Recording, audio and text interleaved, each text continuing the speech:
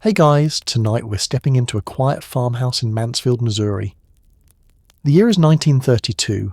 The air is thick with wood smoke and the faint smell of old paper. Outside, the Great Depression is strangling America. Inside, an elderly woman with silver hair sits at a wooden table. Her name is Laura Ingalls Wilder. She's 65 years old, and in her weathered hands she's holding a book with her name printed on the cover. The title reads Little House in the Big Woods. It's her first published book. The pages are crisp and clean. The illustrations are charming.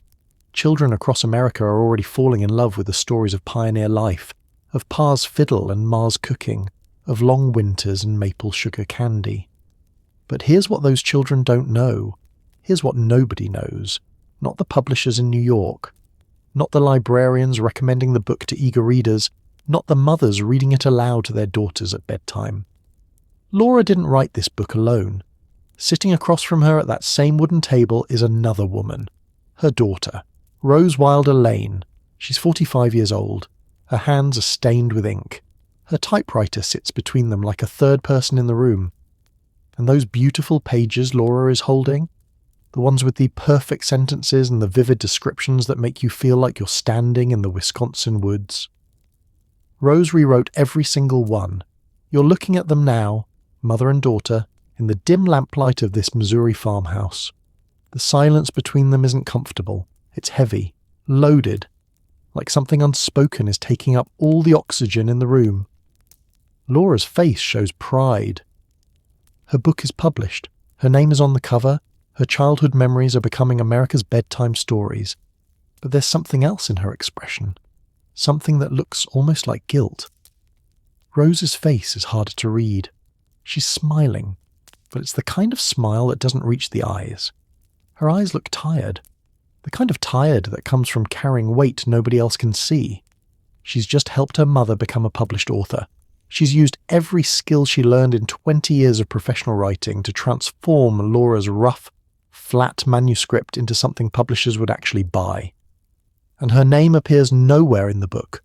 Not on the cover, not in the acknowledgements. Nowhere. This is where the secret begins. A secret that will last 90 years. A secret about who really wrote the Little House books. But to understand how we got here, to this moment in this farmhouse, we need to go back. Back to before the book. Back to before the Depression. Back to when Rose Wilder Lane was one of the richest, most successful female writers in America. Let's rewind 2 years. It's 1930. The stock market has just crashed. Rose Wilder Lane, who was making more money than 95% of American men, is watching her entire fortune collapse in real time. Her mother Laura, living on a struggling farm in Missouri, has no money either. The farm barely produces enough food to eat. They're both desperate, both scrambling, both terrified. And desperate people make very interesting decisions. Laura has an idea. She's always been good at telling stories. She remembers her childhood on the frontier with perfect clarity. Wisconsin, where the big woods stretched for miles. Kansas, where the prairie grass grew taller than a man. Minnesota and South Dakota, where the winters could kill you if you weren't careful. Her family moved constantly, following her father, Charles Ingalls, as he chased the promise of better land, better opportunities, a better life. Those memories are burned into her brain. The smell of prairie grass baking in the summer sun, the sound of wolves howling in the darkness, the taste of the maple sugar candy her mother made in the Wisconsin woods, sweet and perfect and rare. Laura thinks maybe she can write it all down. Maybe someone will pay for pioneer stories. Maybe this is the way out. She sits at her kitchen table with a pencil and cheap paper, the kind of paper that feels rough under your fingers. She starts writing. Her handwriting is neat, careful, the handwriting of a woman who once taught school. But her sentences are plain, straightforward. She writes like someone telling a story to neighbours over coffee, factual, one event after another, no dramatic build-up, no carefully crafted scenes, just memories laid out in sequence like laundry on a line. After months of work, she has a manuscript, 74,000 words. She calls it Pioneer Girl. It covers her entire childhood, from the big woods of Wisconsin all the way through her marriage to Almanzo Wilder. She's proud of it. She's never written anything this long before. She thinks it might actually sell. She thinks this might save them. She sends it to publishers in New York. And then she waits. The rejections come back one by one. Each one is a small knife to the heart. Too flat, they say. Too factual. It reads like a diary, not a story. Nobody wants to publish a diary, especially not in 1930 when the entire publishing industry is hemorrhaging money. Publishers are desperate for books that will sell, books that will save their own sinking ships. This manuscript, they tell her politely, coldly, regretfully, won't sell. Laura is devastated. She's 63 years old. She thought she'd found a way to make money, to help Almanzo, to stop living on the edge of ruin. Now she's failed. Again. She writes to Rose, her only child, telling her about the rejections, asking for advice, asking for help. Rose reads the manuscript her mother sent, and she sees something Laura doesn't see. She sees potential, raw material, a story that could actually work if someone with skill shaped it properly. Rose has spent 2 decades ghostwriting for celebrities and important people. She knows how to take someone else's rough memories and transform them into compelling narrative. She's done it for Henry Ford, the man who revolutionized American manufacturing but couldn't write a decent sentence to save his life. She's done it for Charlie Chaplin. She's done it for a dozen other famous people whose stories were fascinating but whose writing skills were non-existent. Rose is a professional ventriloquist. She makes other people's words sound better than they actually are. That's how she's made her fortune. That's how she became one of the highest paid female writers in America. And now she's about to do it for her mother. She proposes a collaboration. She'll rewrite Laura's manuscript completely. She'll restructure it, add scenes, create dialogue, turn it from a flat memoir into something that will make readers feel like they're actually there, living in the big woods, feeling the cold, tasting the food, hearing Pa's fiddle sing in the darkness. And if it sells, they'll split the money. Laura's name will be on the cover. Rose's work will remain invisible. Laura agrees. She has no other options. She needs money. Rose needs money. And maybe, just maybe, this crazy plan will actually work. But here's what makes this story so much more complicated than a simple business arrangement. Here's the part that will haunt both of them for the rest of their lives. Rose's private journals, discovered decades later in a library archive, reveal something dark. She resented her mother, deeply. She wrote that Laura was cold, emotionally withholding, critical. Rose kept score of grievances like someone building a case. Mother never showed affection. Mother made me feel I could never do anything right. Mother hesitated to let me carry butter up from the spring because she feared I'd spill it. These aren't the wounds of childhood. These are the wounds of a lifetime. Rose is 44 years old when she starts rewriting Laura's manuscript. She's been carrying these feelings for 4 decades, and now she's using her professional skills, the skills she spent 20 years perfecting, to make her mother a success. The psychology of this is almost too complicated to examine directly. It's like staring at the sun. It hurts if you look too long. So why does Rose do it? Why does she agree to help the mother who, according to her own private writings, made her miserable? The answer is complicated. Part of it is money, part of it is obligation, part of it is love, the twisted, complicated kind of love that exists in families where wounds never fully heal. And part of it, maybe the darkest part, is power. Rose is about to prove something. She's about to show that she's the superior writer, that Laura's success depends entirely on Rose's skills, that without Rose, Laura is nothing. This is where your story tonight really begins. Not with a published book, not with success, but with 2 women, mother and daughter, locked in a collaboration that will change American literature forever. One of them will become famous, the other will stay hidden, and the line between helper and creator will blur until nobody, not even they themselves, can say where one ends and the other begins. Before Rose Wilder Lane became her mother's secret collaborator, she was a star. Let that sink in for a moment. While most women in the 1920s were fighting for the right to vote, fighting for the right to own property, fighting for the right to have bank accounts in their own names, Rose was making more money than almost every man in America. By 1926, she was earning approximately $10,000 a year. In today's money, that's about $175,000 annually for a woman. In the 1920s, writing. She didn't start there. Nobody starts at the top. Rose's journey to success began in poverty so deep it left scars she would carry forever. She was born in December of 1886 in De Smet, Dakota Territory. Her parents, Almanzo and Laura, were young and optimistic and completely unprepared for how hard life was about to become. When Rose was 2 years old, Almanzo had a stroke. He was only 31. The stroke left him partially disabled. He couldn't farm the way he used to. The family's wheat crops failed in the brutal Dakota droughts. They lost almost everything. In 1894, when Rose was 7, the family packed everything they owned into a wagon and moved to Mansfield, Missouri, chasing the promise of cheaper land and a fresh start. The fresh start never really came. The farm in Mansfield struggled.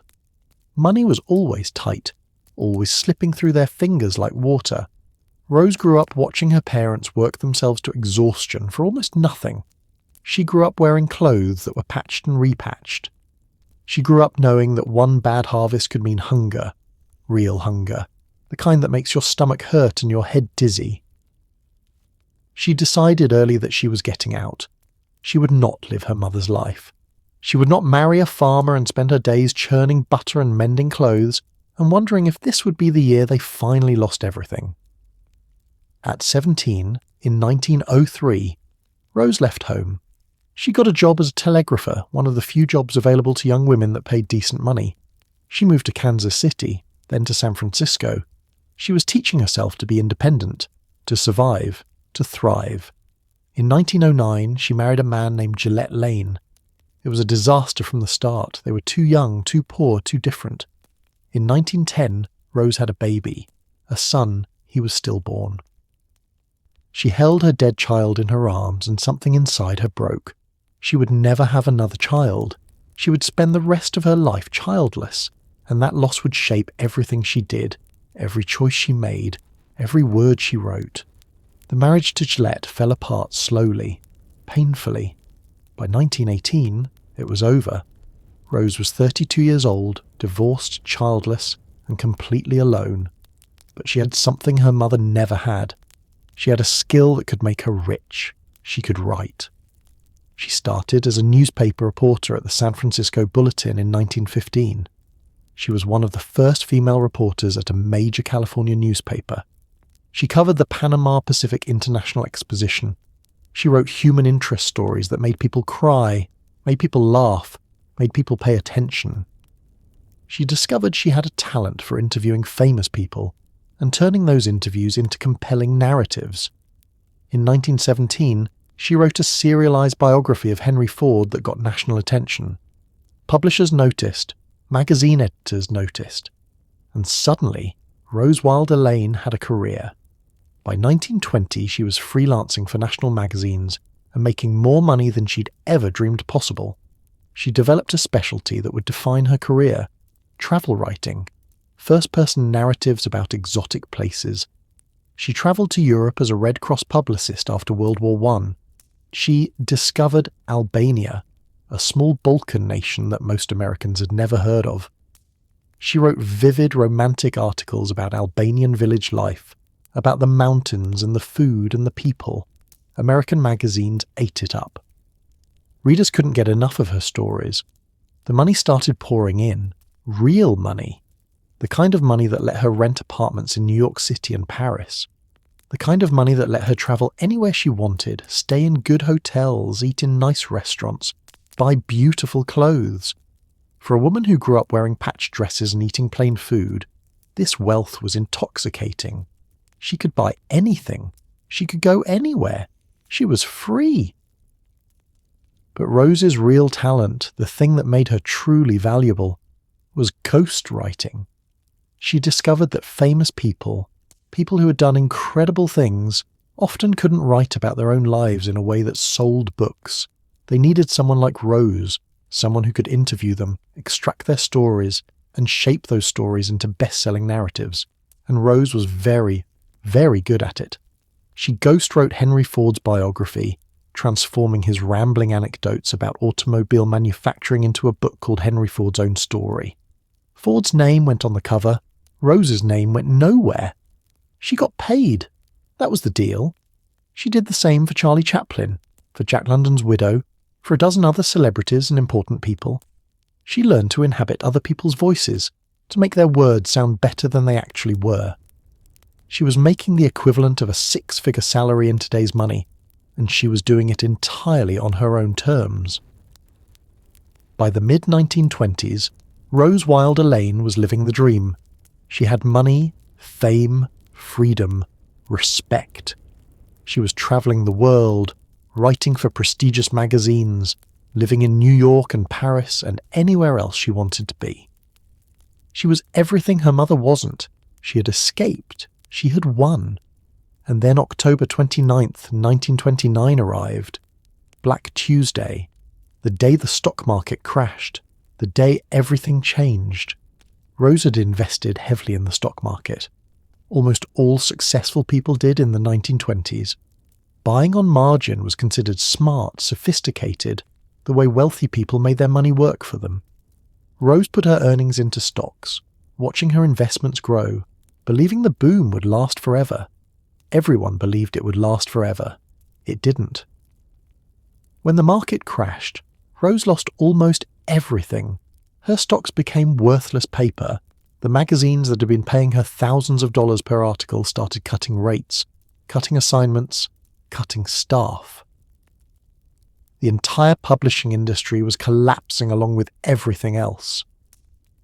By 1932, Rose couldn't afford postage stamps. She, who'd been one of the richest female writers in America, was now functionally destitute. She had to leave her apartment in New York.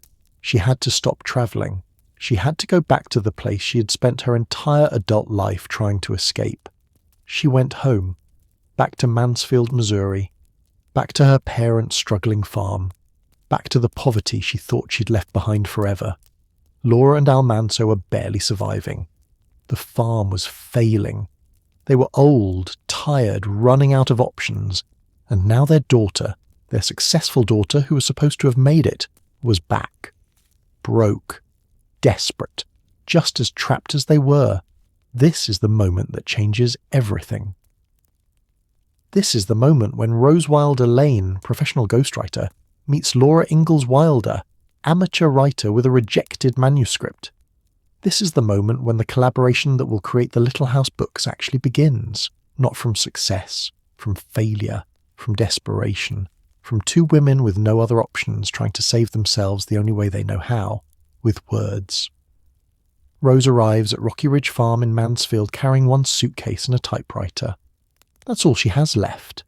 Everything else, the New York apartment, the Paris trips, the expensive clothes, the sense of freedom and power and possibility is gone. She's 44 years old, she's back in her childhood home, and she's about to start rewriting her mother's life. Laura hands her the manuscript of Pioneer Girl, 74,000 words of memories, handwritten on cheap paper, telling the story of the Ingalls family's journey across the American frontier. Rose reads it, and immediately she sees the problem. Laura writes like someone recording facts for a history book. We lived in Wisconsin. Pa hunted deer, Ma made cheese, winter was cold. There's no drama, no tension, no reason for a reader to care. It's the kind of writing that gets rejected by every publisher in New York, which is exactly what happened. But Rose also sees the bones of something good. The raw material is there. The memories are vivid and true. Laura remembers details that most people would forget. The smell of fresh bread baking, the sound of Pa's fiddle echoing through the small cabin, the way maple sugar candy tasted when you'd been living on salt pork and cornbread for months. Rose just needs to take those details and make them sing. She sits down at her typewriter and she gets to work. What Rose does over the next few months is not editing. It's transformation. It's reconstruction. It's taking Laura's flat, factual sentences and rebuilding them from the ground up, using every technique Rose learned in 20 years of professional writing. Here's what Laura wrote. Pa played the fiddle in the evenings. We ate cornbread and salt pork. Winter was cold. Here's what Rose types. Winter evenings, when the wind howled around the little house and snow piled high against the windows, Pa would take down his fiddle. The music filled the small cabin, making even the plainest supper of cornbread and salt pork taste like something special. Outside, the big woods slept under blankets of snow. Inside, the family was together, and that was all that mattered. Same information, completely different impact. Rose has added sensory details, created atmosphere, manufactured emotional resonance. She's turned a weather report into a scene you can feel. She does this for every page, every paragraph, every sentence. Hour after hour, day after day, Rose rewrites her mother's childhood. She takes Laura's statement, "Ma made cheese in the spring," and expands it into 3 full pages describing the entire cheese-making process in vivid sensory detail.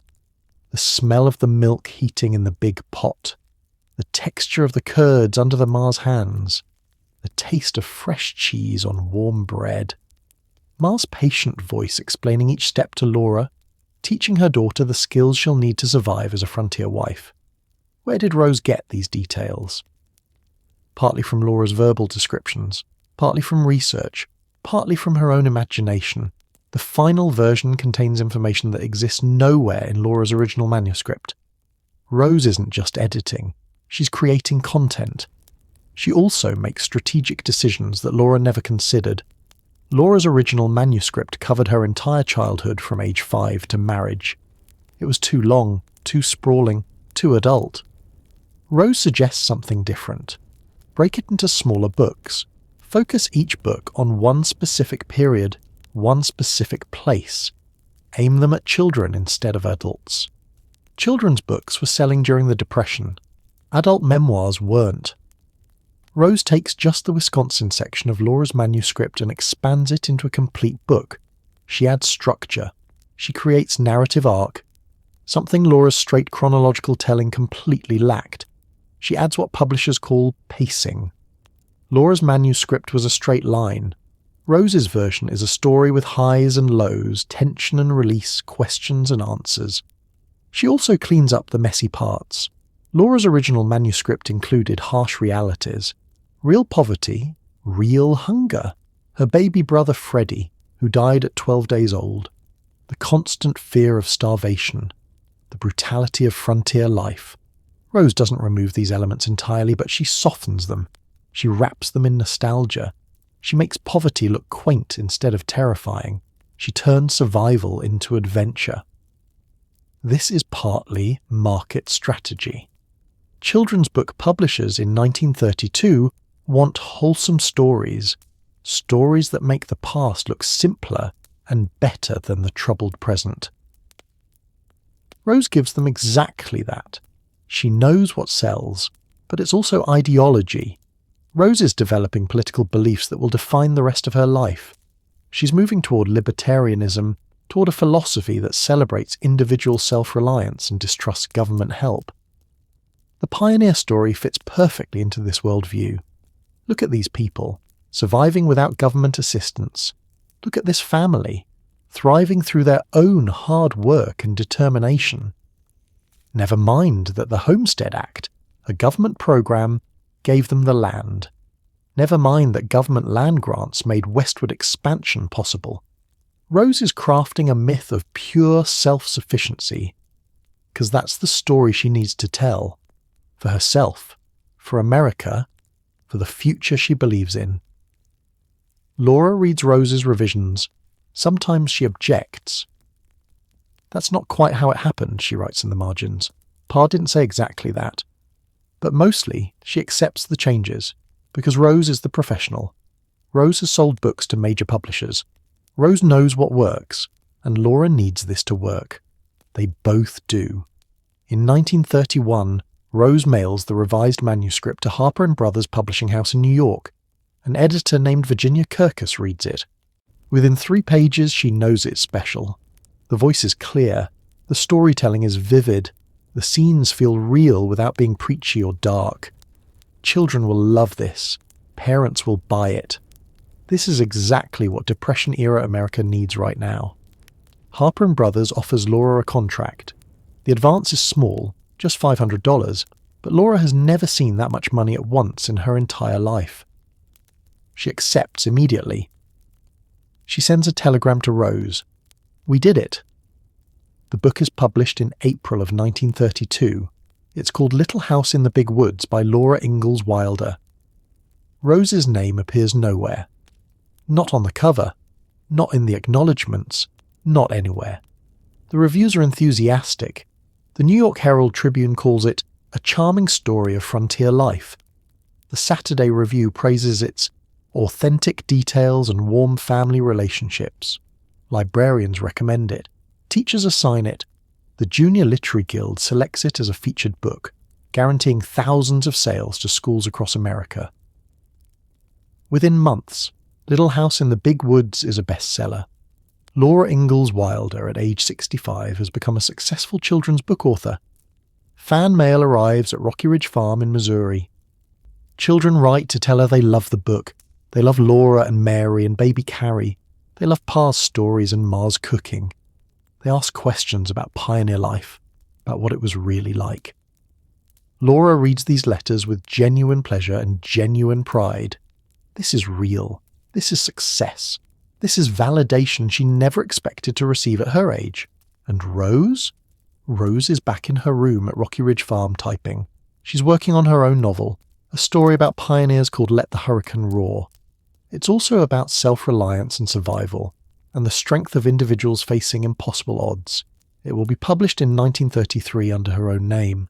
Critics will notice the similarities between Rose's novel and Laura's children's book, both about pioneers, both about survival, both celebrating the same values.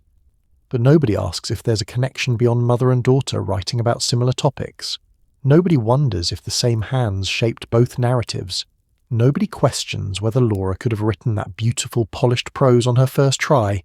Rose's name is on her novel. Laura's name is on the children's book.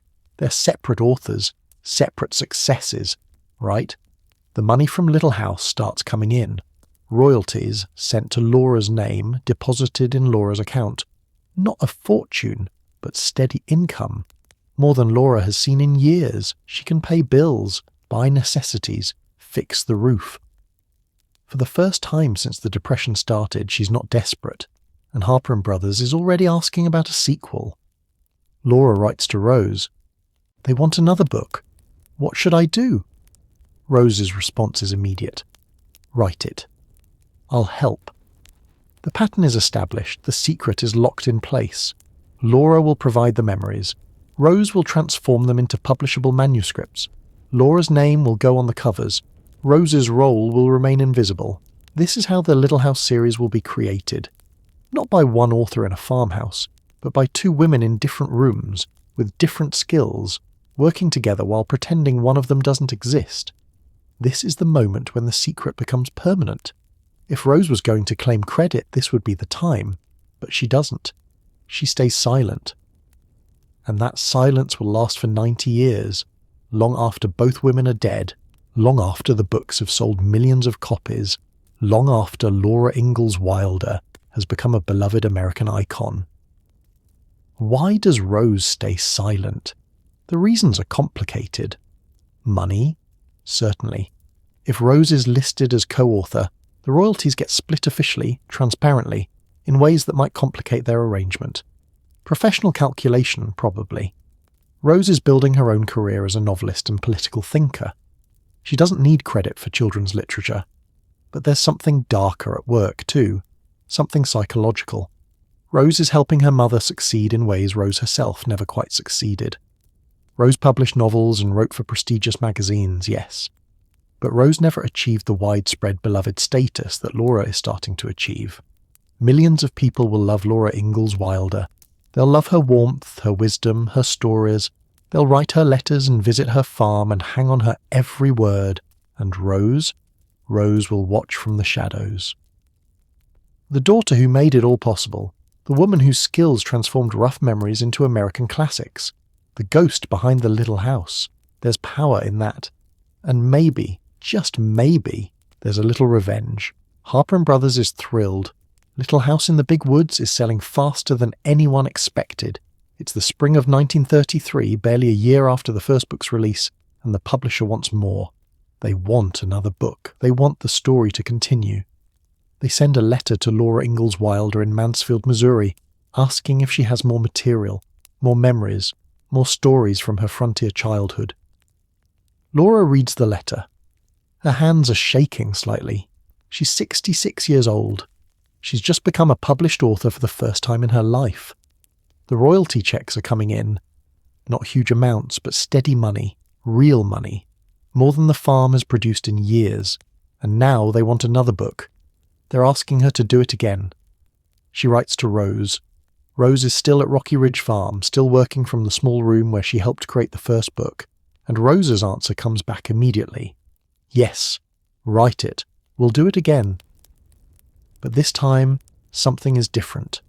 This time, Laura knows what's expected.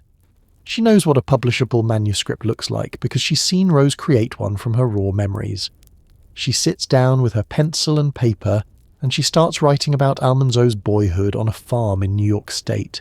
She's writing about her future husband's childhood, not her own, drawing on the stories Almanzo told her during 50 years of marriage. The manuscript she produces is called Farmer Boy, and this time, when Rose receives it, she sees something that surprises her. Laura's writing has improved. The sentences are still plain, still straightforward, but there's more structure than before. More attention to scene setting. Laura is learning. She's absorbing the lessons from watching Rose transform Pioneer Girl into Little House in the Big Woods. But it still needs work. Substantial work. Rose sits at her typewriter and begins the process again. She reads Laura's description of Almanzo's father training horses. Laura wrote it like a technical manual, step by step, factual and dry. Rose rewrites it as a scene. She adds the smell of the barn, the nervous energy of the young horse, the quiet confidence of the father's voice, the boy watching and learning something about patience and strength and what it means to be a man. Rose doesn't just edit words, she edits meaning. She takes Laura's memories and shapes them into lessons, into themes, into messages about self-reliance and family and the value of hard work. This is where the ideology starts seeping in, subtle at first, barely noticeable. The emphasis on individual effort, the celebration of families who succeed without outside help, the quiet suggestion that government assistance or community support isn't necessary when you have grit and determination. Laura doesn't object.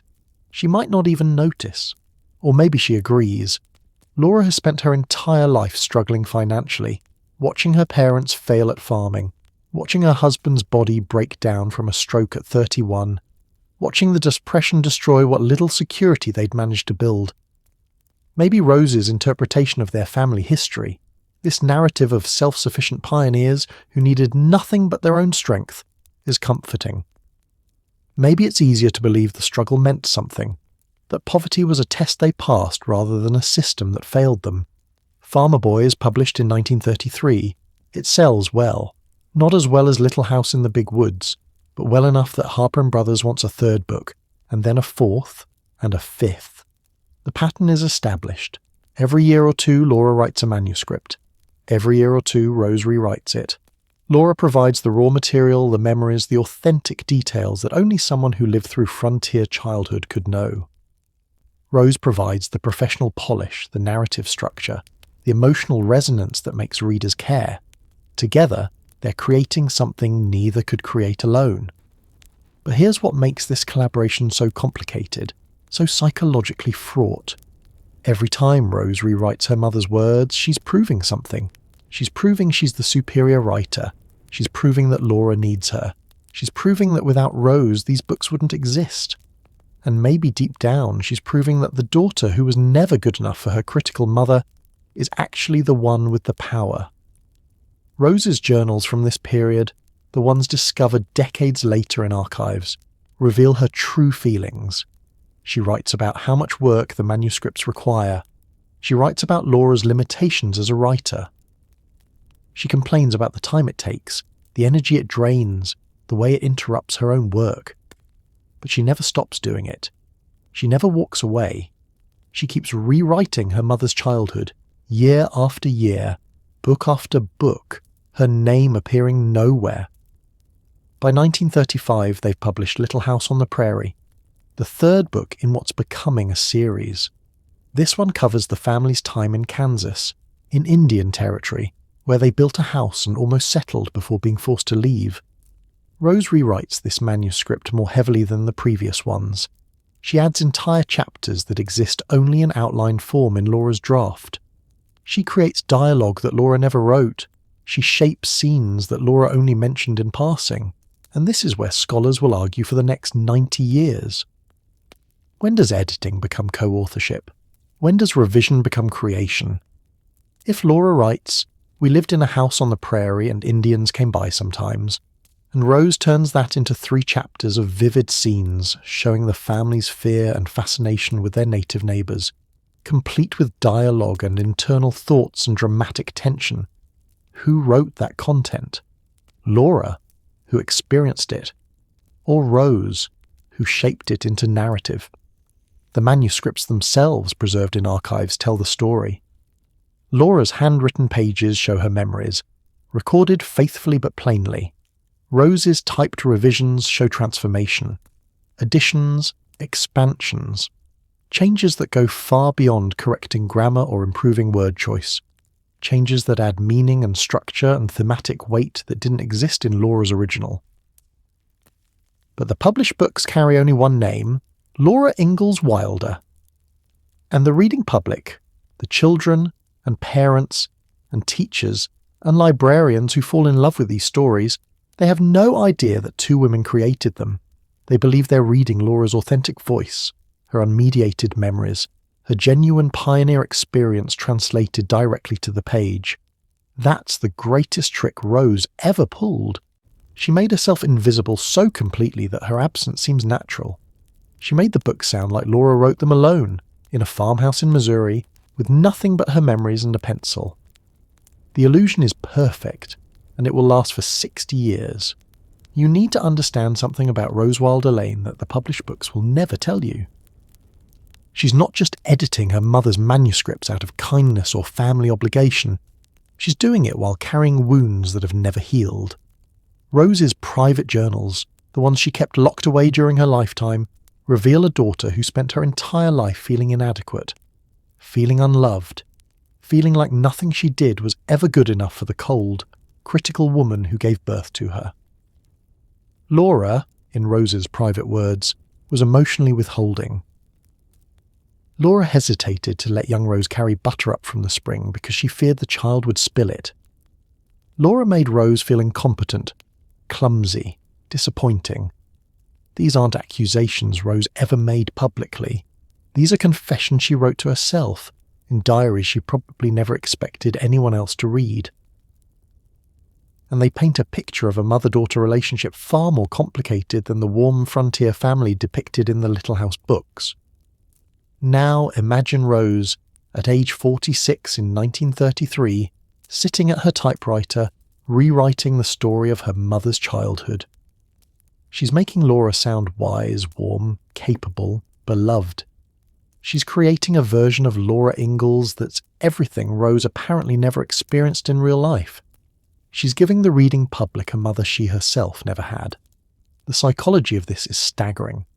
Rose is using her professional skills, the skills she spent 20 years perfecting as a ghostwriter for celebrities, to make her mother famous, to make her mother beloved, to make her mother successful in ways Laura never achieved on her own. And she's doing it while privately resenting the fact that she has to. The letters between mother and daughter during this period show the tension. Laura sends manuscripts to Rose. Rose sends back revisions. Laura sometimes pushes back. "That's not quite how it happened," Laura writes in the margins of Rose's typed pages. "Pa didn't say exactly that. This feels too dramatic." Rose usually wins these arguments because Rose is the professional. Rose has the publishing connections. Rose knows what sells. But sometimes Laura stands her ground. In the manuscript that would become Little House on the Prairie, Rose initially downplayed the presence of Native Americans trying to soften what she saw as uncomfortable racial elements. Laura insisted on keeping those scenes, keeping that tension, keeping the historical reality even if it made modern readers uncomfortable. The published book includes those scenes, though Rose's editorial hand is still visible in how they're framed and described. This push and pull, this negotiation between Laura's authentic memories and Rose's narrative shaping, happens with every book, and it reveals something important. This isn't simple ghostwriting where one person writes and another person's name goes on the cover. This is genuine collaboration, messy and complicated and sometimes contentious. Laura has veto power. Laura makes final decisions about what stays and what goes. But Rose has the skill to make those decisions readable, marketable, powerful. By 1937, they've published 5 books: Little House in the Big Woods, Farmer Boy, Little House on the Prairie, On the Banks of Plum Creek, By the Shores of Silver Lake. The series is becoming iconic. Children across America are reading these books, learning about pioneer life, absorbing messages about family and self-reliance and American values. The books are being adopted by schools, recommended by librarians, featured in children's book clubs. Laura Ingalls Wilder is becoming a household name.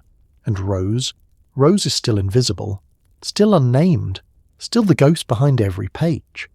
But Rose is also building her own career alongside this collaboration. In 1933, the same year Farmer Boy is published, Rose publishes her own novel under her own name. It's called Let the Hurricane Roar, and it's about a young pioneer couple struggling to survive on the Dakota frontier. The story is drawn from Almanzo and Laura's early marriage, the same material Laura is writing about in her manuscripts. But Rose's version is darker, more adult, more explicitly about hardship and survival and the psychological toll of frontier life. Critics noticed the similarities between Rose's novel and Laura's children's books. Both come out in 1933. Both are about pioneers. Both celebrate the same values of self-reliance and determination. But nobody asks if there's a deeper connection. Nobody wonders if the same hands shaped both narratives. Let the Hurricane Roar becomes a bestseller. Rose's name is on it. Rose gets the credit. Rose earns the royalties directly, not through the indirect arrangement she has with Laura for the Little House books. And for the first time since the stock market crash destroyed her fortune, Rose has money again. Real money. Independent money. The kind of money that lets her start planning an escape. In 1935, Rose moves out. She leaves Rocky Ridge Farm, the place where she grew up, the place where she returned in shame after losing everything in the Depression, the place where she spent 5 years rewriting her mother's childhood. She buys a farmhouse in Danbury, Connecticut. It's across the country from Missouri. It's far enough away that she won't have to see her parents every day, won't have to live in the shadow of her childhood, won't have to face the daily reminder of how different her relationship with Laura is from the warm mother-daughter bond she's been creating on paper. But leaving Rocky Ridge doesn't end the collaboration. Laura keeps writing manuscripts. Rose keeps receiving them in Connecticut. Rose keeps revising them. Rose keeps mailing back the polished versions that Harper & Brothers will publish under Laura's name. The distance makes the arrangement easier in some ways. They don't have to negotiate face-to-face. They can communicate through letters which are calmer, more controlled, less emotionally charged than actual conversations. The books keep coming.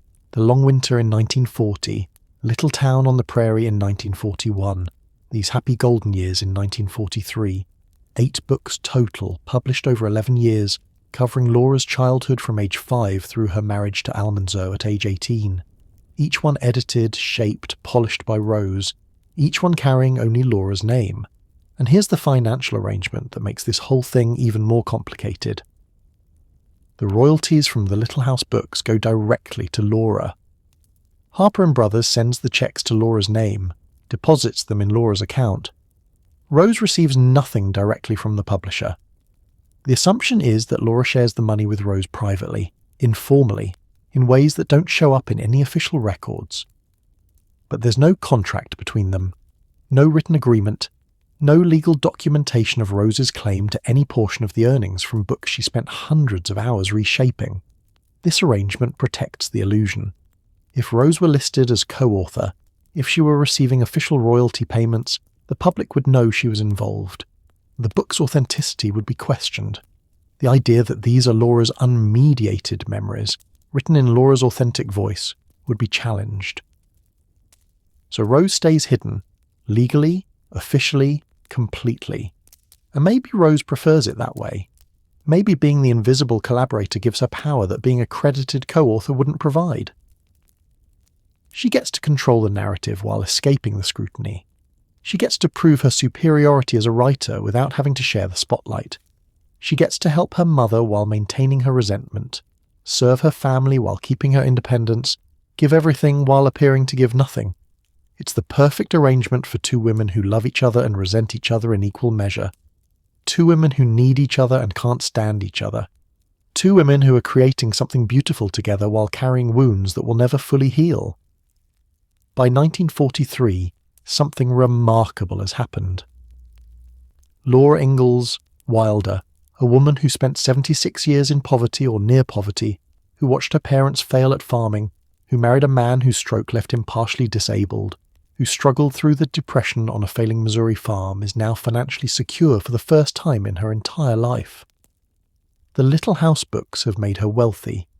Not millionaire wealthy, but comfortable, safe. The royalty checks arrive regularly. They're substantial. Laura can pay her bills without panic. She can fix things that break. She can buy what she needs without calculating whether she can afford it. At age 76, she's experiencing financial security for the very first time. And Rose has recovered too, though through a different path. Her own novels, Let the Hurricane Roar and Freeland, have sold well. The money from those books, combined with whatever Laura shares from the Little House royalties, has given Rose her independence back. The Connecticut farmhouse is paid for. She's writing articles for magazines again. She's no longer desperate.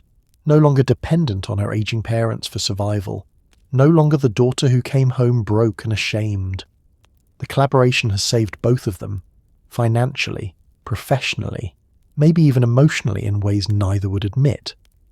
But the collaboration has also done something neither woman fully anticipated. It's created a cultural phenomenon. The Little House books aren't just successful children's literature. They're becoming part of American mythology. Teachers are assigning them in classrooms. Librarians are recommending them as essential reading. Families are reading them aloud together, passing down the stories generation to generation.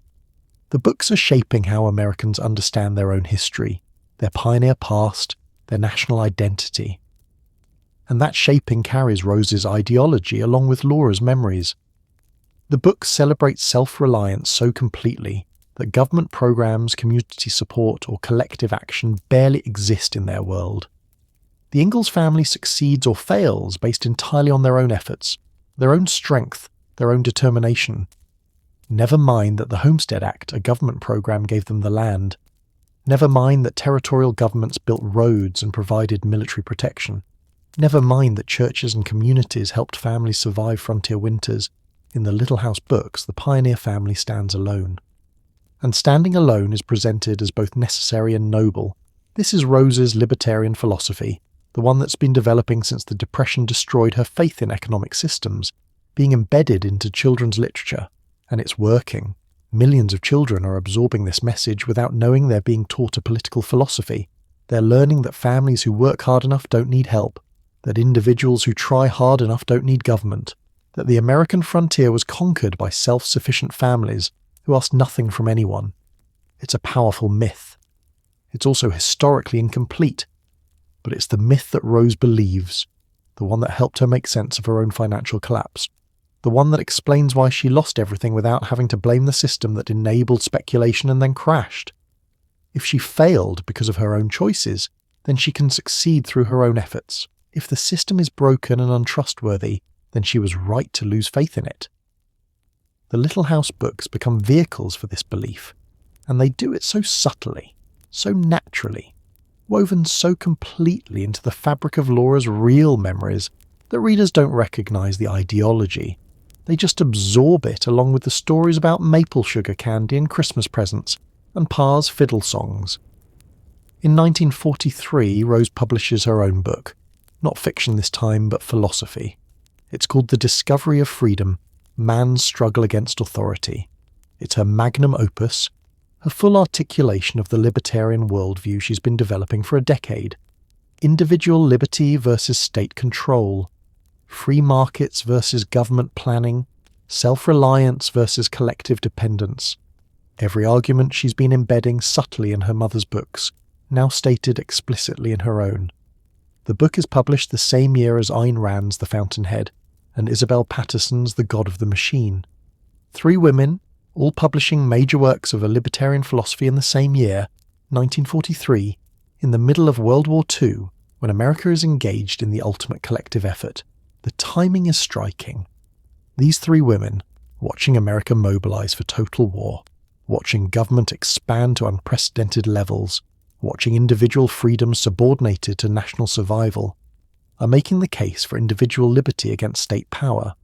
Rose becomes recognized, within certain circles, as a serious political thinker.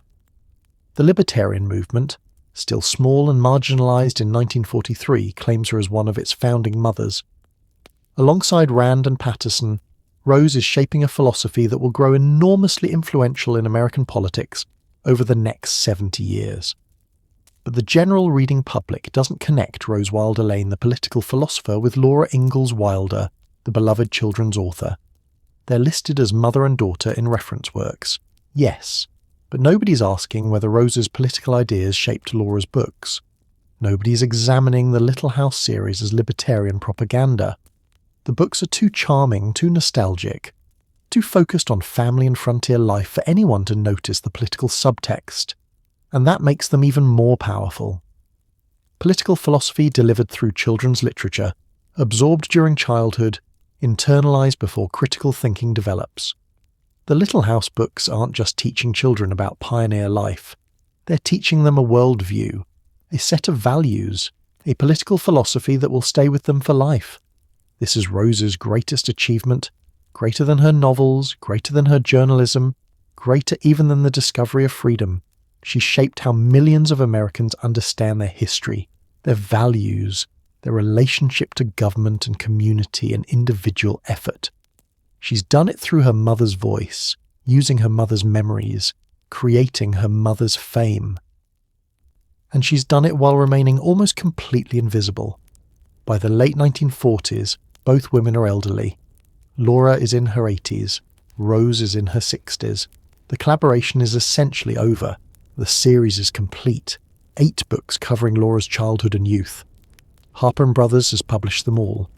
The books are in print, circulating through schools and libraries, becoming classics.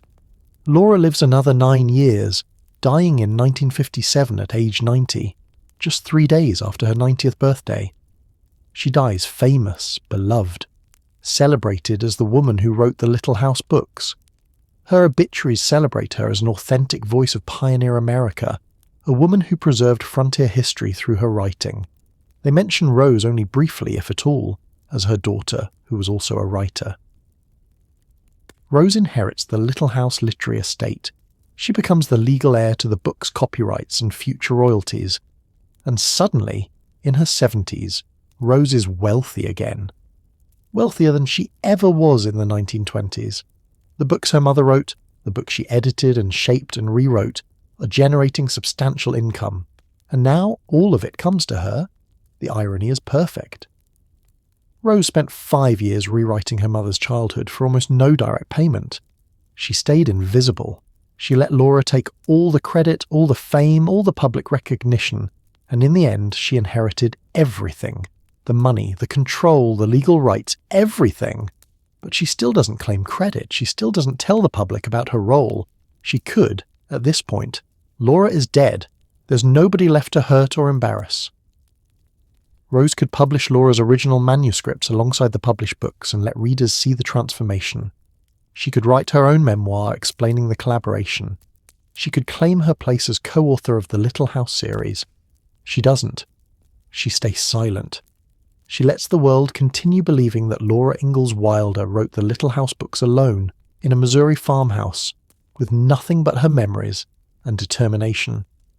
Maybe Rose stays silent because revealing the truth would destroy the book's value. Maybe she stays silent because the secret is more powerful than the revelation.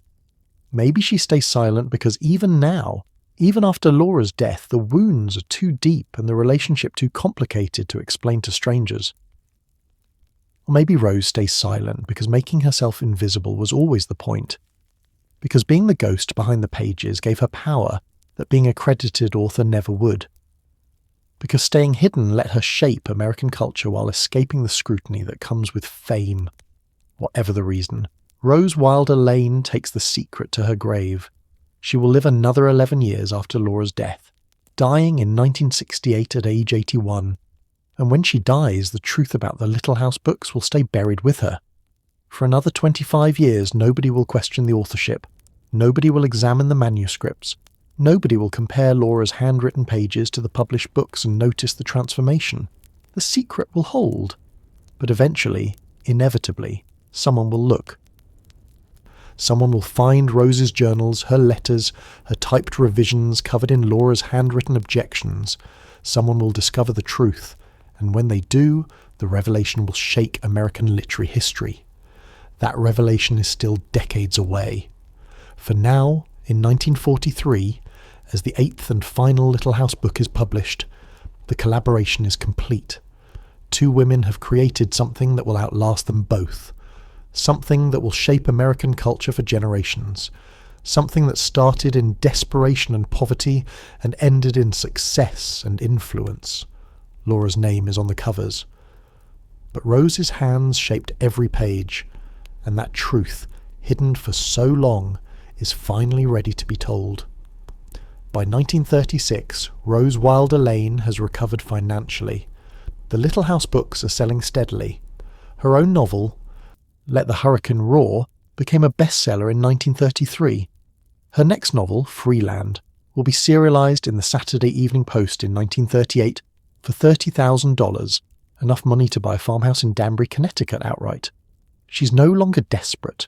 She's no longer dependent on her aging parents. She's rebuilt her life after the Depression destroyed it. But something else has changed too. Something deeper than finances. The Rose Wilder Lane who emerges from the Depression is not the same woman who entered it. She's angrier, more certain, more radical in her convictions about government, about freedom, about what went wrong with America. In 1936, the Saturday Evening Post asks her to write an essay about her beliefs. The magazine has noticed her strong opinions in letters and conversations. They want to know what she thinks, what she really thinks, about America, about the New Deal, about where the country is heading. Rose sits down and writes an essay called Credo. It's published in the Saturday Evening Post, one of America's most widely read magazines, reaching millions of households. And the response is explosive. Over 3,000 letters pour into the magazine's offices. It's the largest reader response the Saturday Evening Post has ever received to a single article. The essay is later expanded and published as a booklet titled Give Me Liberty. What did Rose write that provoked such reaction? She wrote that collectivism, in all its forms, whether socialist or fascist or communist or even Roosevelt's New Deal, is destroying human freedom. She wrote that government programs, however well-intentioned, reduce people to dependents instead of free individuals. She wrote that the Depression happened because government interference distorted markets, not because markets failed on their own. She wrote that America was founded on a revolutionary idea, that individuals are free by nature, and that this freedom is being stolen piece by piece by politicians who promise security in exchange for liberty. These are not moderate opinions. These are fighting words in 1936, when President Roosevelt's New Deal programs are enormously popular, when millions of Americans believe government intervention saved them from starvation, when suggesting that Social Security or farm subsidies or work programs are dangerous feels like heresy. But Rose doesn't care about popularity. She cares about truth as she sees it, and the truth she sees, based on her own experience of financial collapse, is that people who depend on government lose their souls along with their freedom. She saw it in post-war Europe when she covered the chaos after World War I. She saw governments promising everything and delivering misery, She saw collectivist ideologies, whether Soviet communism or European fascism, crushing individual human beings under the weight of grand plans that never worked. And now she's seeing it in America. Roosevelt's programs, Rose believes, are turning Americans into supplicants instead of citizens. People who wait for government checks instead of creating their own opportunities. People who believe the government owes them a living instead of understanding that freedom means responsibility for your own life. Rose refuses to participate. In the 1930s and 40s, when she's eligible for government assistance programs, she refuses to apply. She deliberately keeps her income low enough to avoid paying federal income tax, which she sees as government theft. She grows her own vegetables, raises chickens, cans food, lives as close to self-sufficiently as a woman in Connecticut can manage in the mid-20th century. This isn't poverty. This is protest. This is a woman living her convictions, proving that independence is possible if you're willing to work for it. The Saturday Evening Post essay makes Rose famous within certain circles. Libertarians, conservatives, businessmen opposed to the New Deal, they see her as a voice of sanity in a country going mad with government expansion. She starts receiving invitations to speak, requests for articles, letters from people across the country who share her beliefs or want to debate them. And Rose realizes something. She's not just a novelist anymore. She's not just her mother's editor. She's becoming a political thinker, an intellectual voice for a movement that doesn't quite have a name yet, but will eventually be called libertarianism. Over the next 7 years, from 1936 to 1943, Rose develops her ideas into a comprehensive philosophy. She reads history, economics, political theory. She corresponds with other thinkers who share her convictions, and she writes. Not fiction anymore, or at least not primarily. She writes political essays, book reviews, newspaper columns. She's building an argument about freedom and government and human nature that will culminate in her philosophical masterwork. In 1942, she starts writing a weekly column for the Pittsburgh Courier, the largest African-American newspaper in America, with a circulation of 270,000 readers. Her column is called Rose Lane Says, and in it, she does something remarkable and unusual for the 1940s. She connects libertarian economics with anti-racism. She argues that individual liberty and free markets are the solutions to racial discrimination and poverty. She writes that government programs, even those claiming to help black Americans, actually trap them in dependency and prevent them from building wealth and independence. She insists that freedom is the answer to racial injustice, not more government control. This is bold. This is unexpected. Most libertarians of the 1940s are white businessmen worried about taxes and regulations. Rose is reaching out to black readers, trying to build a coalition based on the idea that everyone, regardless of race, benefits from freedom and suffers under government control. Her columns attract attention. Some readers embrace her message. Others reject it, arguing that black Americans need government protection because the free market has failed them for centuries. But everyone agrees that Rose Wilder Lane is saying something different, something challenging, something that doesn't fit neatly into the political categories of her time. And then, 1943 arrives, the year everything crystallizes, the year Rose publishes her magnum opus, the year the FBI shows up at her door. In 1943, Rose publishes a book called The Discovery of Freedom, Man's Struggle Against Authority. It's published by a small press with almost no publicity. It sells poorly. Most Americans never hear about it. But within intellectual circles, within the emerging libertarian movement, it becomes a foundational text, a manifesto, a book that will be read and debated for decades. The book's argument is ambitious and sweeping.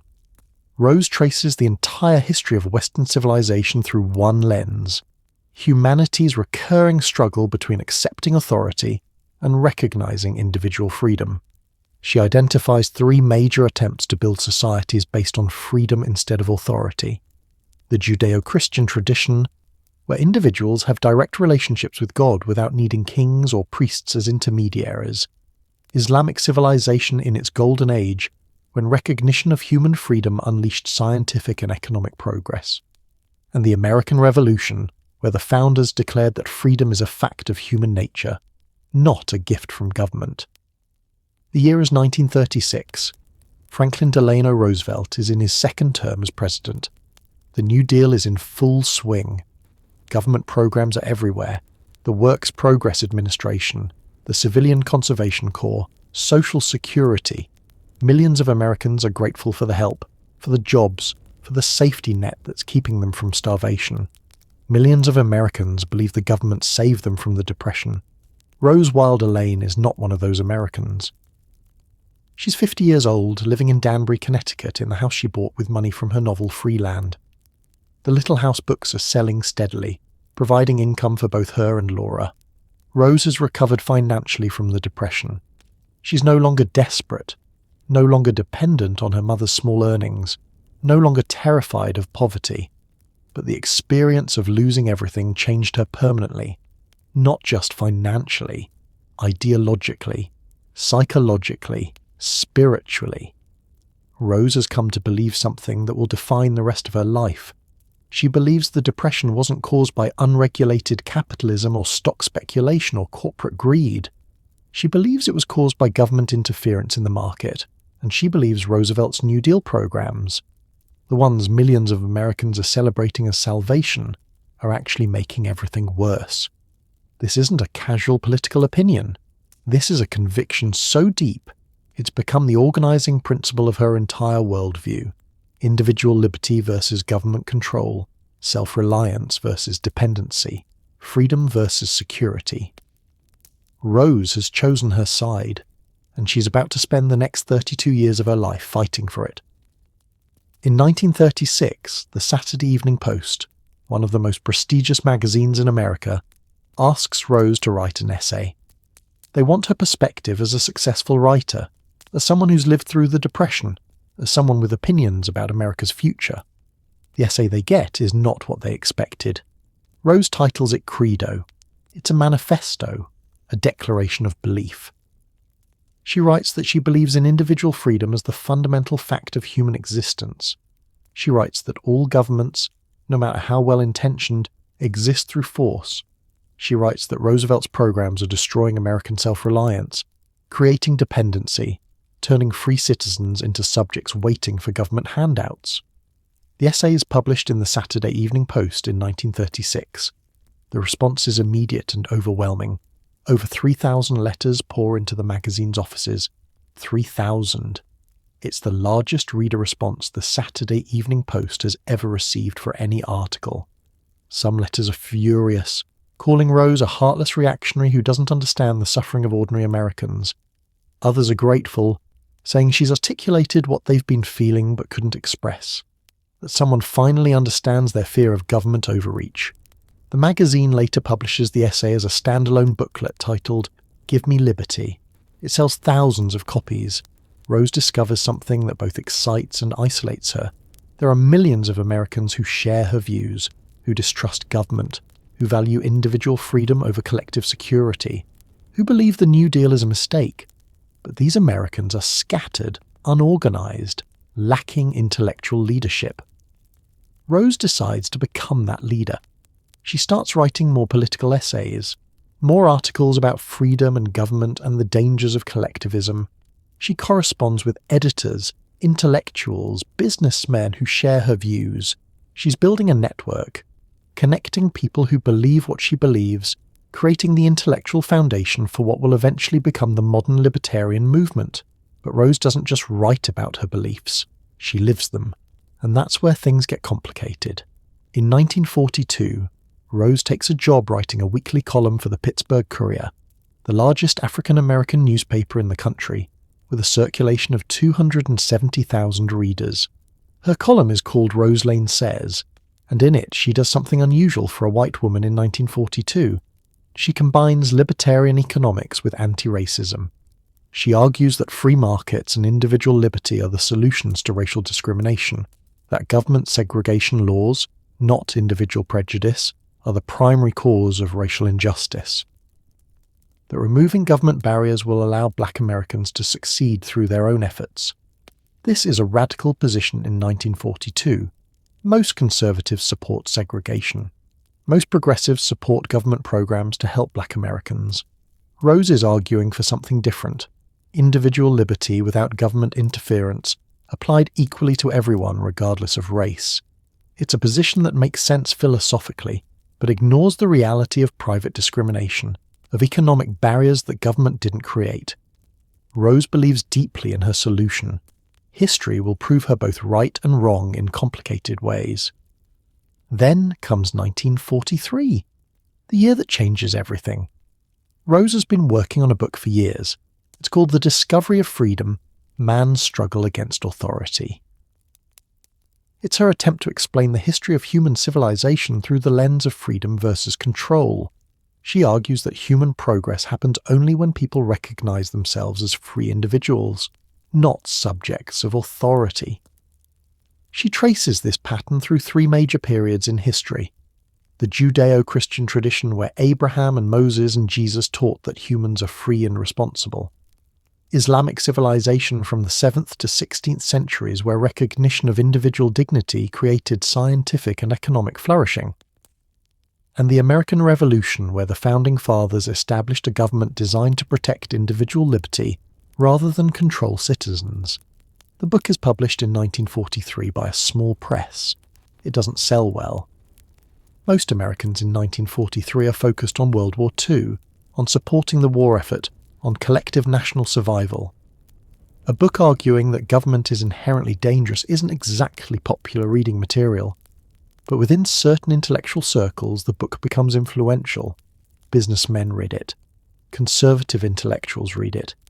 People who distrust Roosevelt and worry about government expansion read it. And the same year The Discovery of Freedom is published, two other books appear: The Fountainhead by Ayn Rand, The God of the Machine by Isabel Patterson. Three women, all publishing major works of libertarian philosophy in the same year. Three women who will be remembered by libertarians as the founding mothers of the movement: Rose, Ayn, Isabel. They correspond with each other. They respect each other's work. They're allies in an intellectual battle that most Americans don't even know is happening. But here's where Rose's story becomes something more than intellectual debate. Here's where her convictions become actions that put her in direct conflict with the government she's been criticizing. Also, in 1943, Rose writes a postcard, just a simple postcard to a radio personality in New York.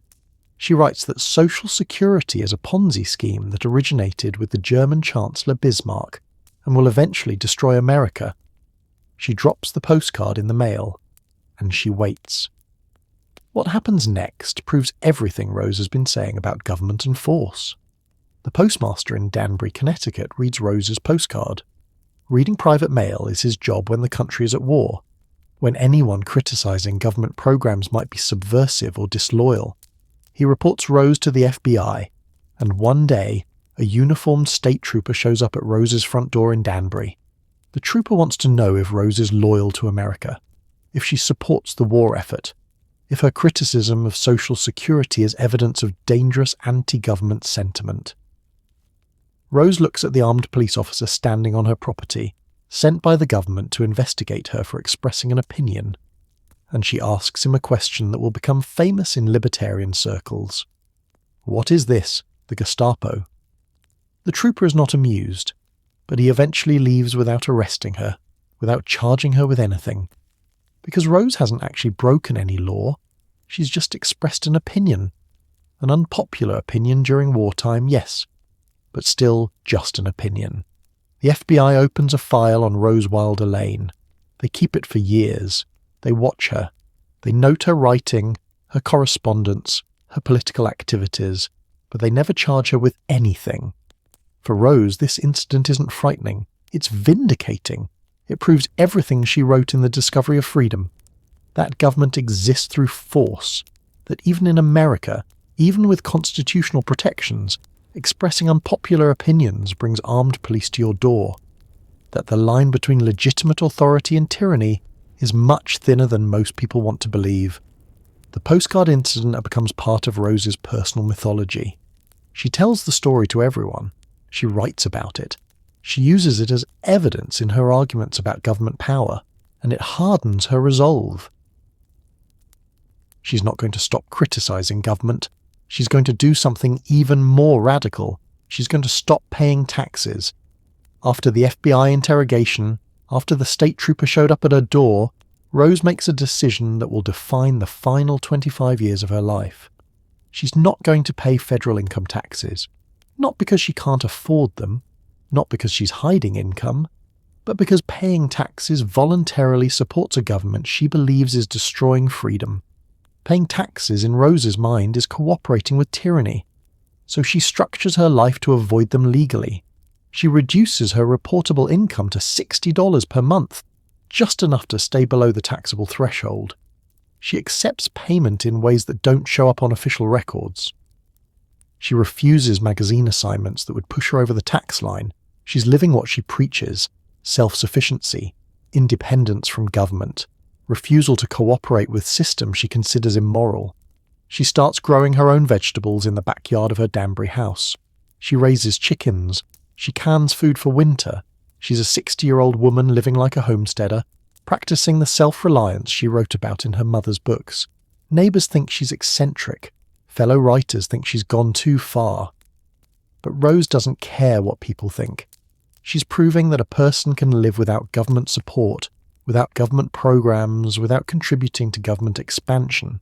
This isn't comfortable. This isn't easy. Rose is voluntarily making herself poor again, after spending years recovering from the depression. But poverty in service of principle feels different than poverty from desperation. She's chosen this. She's in control, and that control matters more than comfort.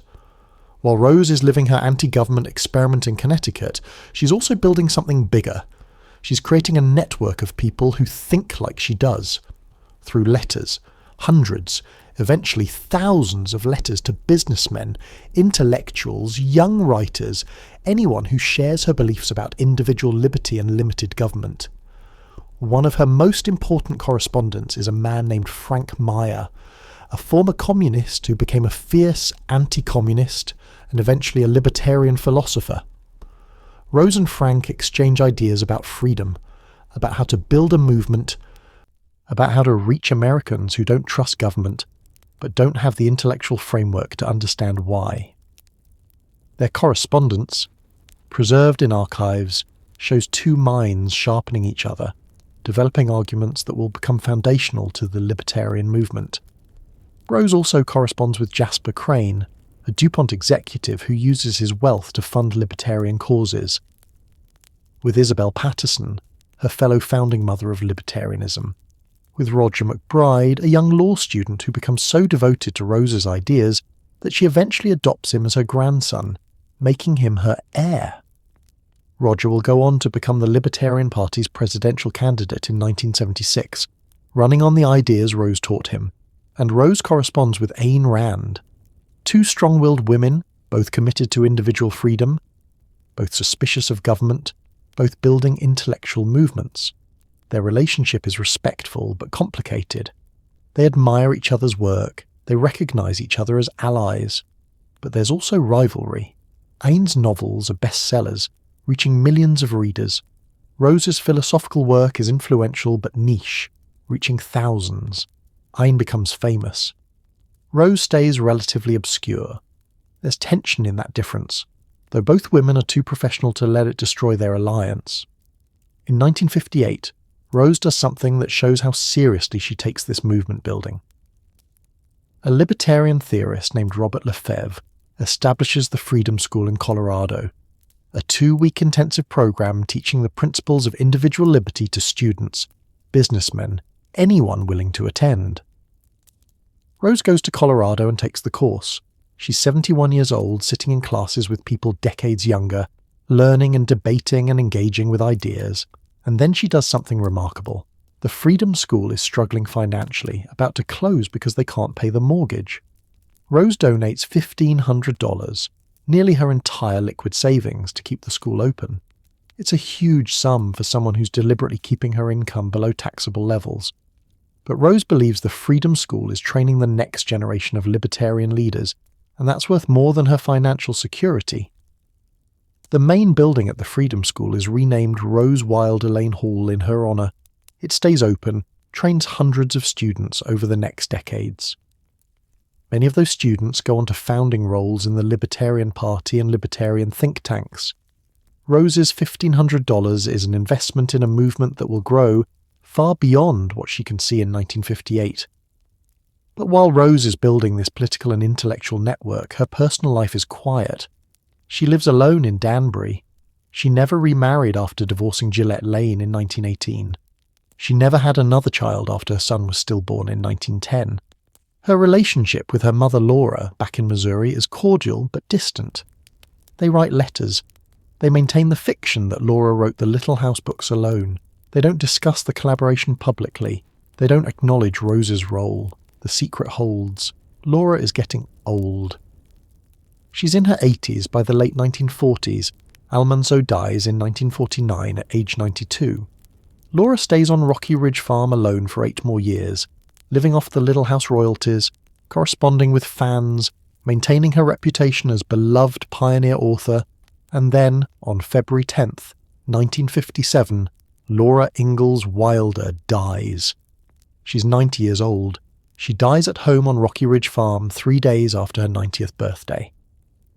The obituaries celebrate her as the woman who wrote the Little House books, who preserved frontier history, who taught generations of children about pioneer life. They mention Rose only briefly, as her daughter, who was also a writer. Laura's death changes Rose's life in 2 fundamental ways. First, emotionally. Whatever complicated feelings Rose carried about her mother, about their relationship, about the coldness and criticism Rose recorded in her private journals, Laura is gone now. There's no possibility of reconciliation, no chance to resolve the wounds, no opportunity to have the conversations they never had. Rose is 70 years old. Her mother is dead. And whatever they were to each other, that relationship is finished. Second, financially. Laura leaves everything to Rose. The Little House copyrights, the future royalties, all of it. Suddenly Rose is wealthy again. Wealthier than she ever was in the 1920s. The books her mother wrote, the books Rose edited and shaped and arguably co-authored, are generating substantial income. And now all of it comes to Rose. The irony is almost too perfect. Rose spent 5 years in the 1930s rewriting her mother's manuscripts for minimal direct payment. She stayed invisible, let Laura take all the credit and all the public recognition, and now she's inherited everything. The money, the control, the legal rights to the books that will keep selling, keep generating income for decades after both women are dead. Rose is 70 years old and financially secure for the first time since the stock market crash of 1929. She no longer needs to structure her life around tax avoidance. She could afford to pay taxes now if she wanted, but she doesn't want to. The principle matters more than the money. She continues living simply, continues refusing government cooperation, continues building her libertarian network. And she could tell the truth now about the Little House books. Laura is dead. There's nobody left to embarrass or hurt. Rose could publish Laura's original manuscripts alongside the published books and let the world see the transformation. She could write her memoir explaining the collaboration. She could claim her place as co-author. She doesn't. She stays silent. She lets the world continue believing Laura wrote the books alone. Maybe because revealing the truth would damage the book's value, the income she's now depending on. Maybe because the secret gives her power. Maybe because even after Laura's death, the wounds are too complicated to explain to strangers. Or maybe Rose understands something about mythology that most people don't. The Little House books work because readers believe they're authentic pioneer memories, unmediated Laura's voice direct from the frontier. That authenticity is the book's greatest strength. Revealing that a professional writer in the 1930s shaped every sentence would destroy the illusion, would turn Laura into a fraud and Rose into a ghostwriter, would complicate the simple story that millions of readers love. So Rose keeps the secret. She manages Laura's literary estate. She ensures the books stay in print. She collects the royalties. And she uses that money to fund the libertarian causes she believes in. The Little House books, those celebrations of pioneer self-reliance and family strength and minimal government, become the financial engine for Rose's political activism. It's the perfect symbiosis. Laura's stories funding Rose's ideology, the past paying for the future. Rose Wilder Lane is 70 years old in 1957 when her mother dies. Most women that age are retired, living quietly, watching grandchildren grow up, settling into the final comfortable years of life. Rose is none of those things. She has no grandchildren except Roger McBride, whom she adopted as an adult. She's not comfortable, she's not settling, and she's definitely not retired. The Little House royalties are substantial now. The books have been in print for 25 years. They're in schools and libraries across America. They're recommended reading for children. They're becoming classics.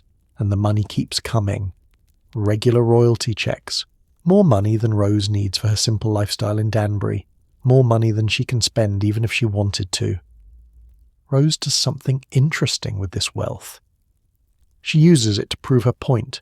She lives simply, grows her own food, refuses to increase her spending, refuses to depend on the income even though it's there.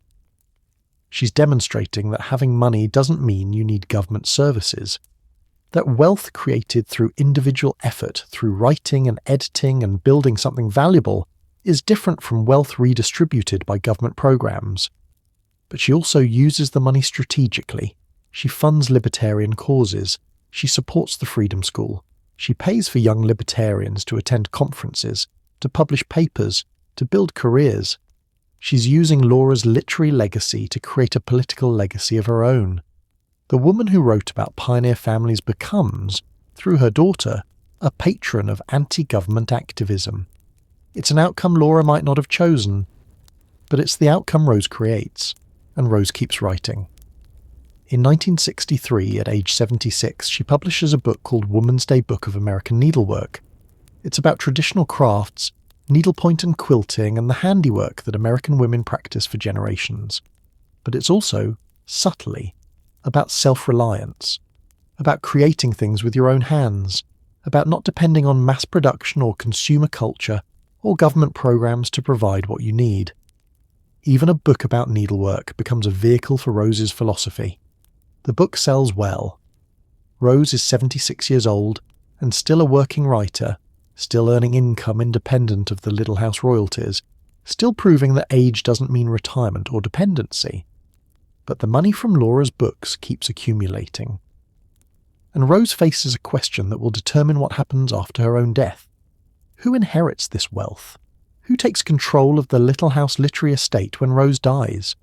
She could leave it to distant relatives, cousins, and nephews she barely knows. She could leave it to libertarian organizations funding the movement she spent decades building. She could create a foundation, establish scholarships, build institutions that would outlast her. She chooses Roger McBride, the young man she adopted as her grandson, the law student who absorbed her ideas about freedom and government, the protégé who will carry her beliefs forward.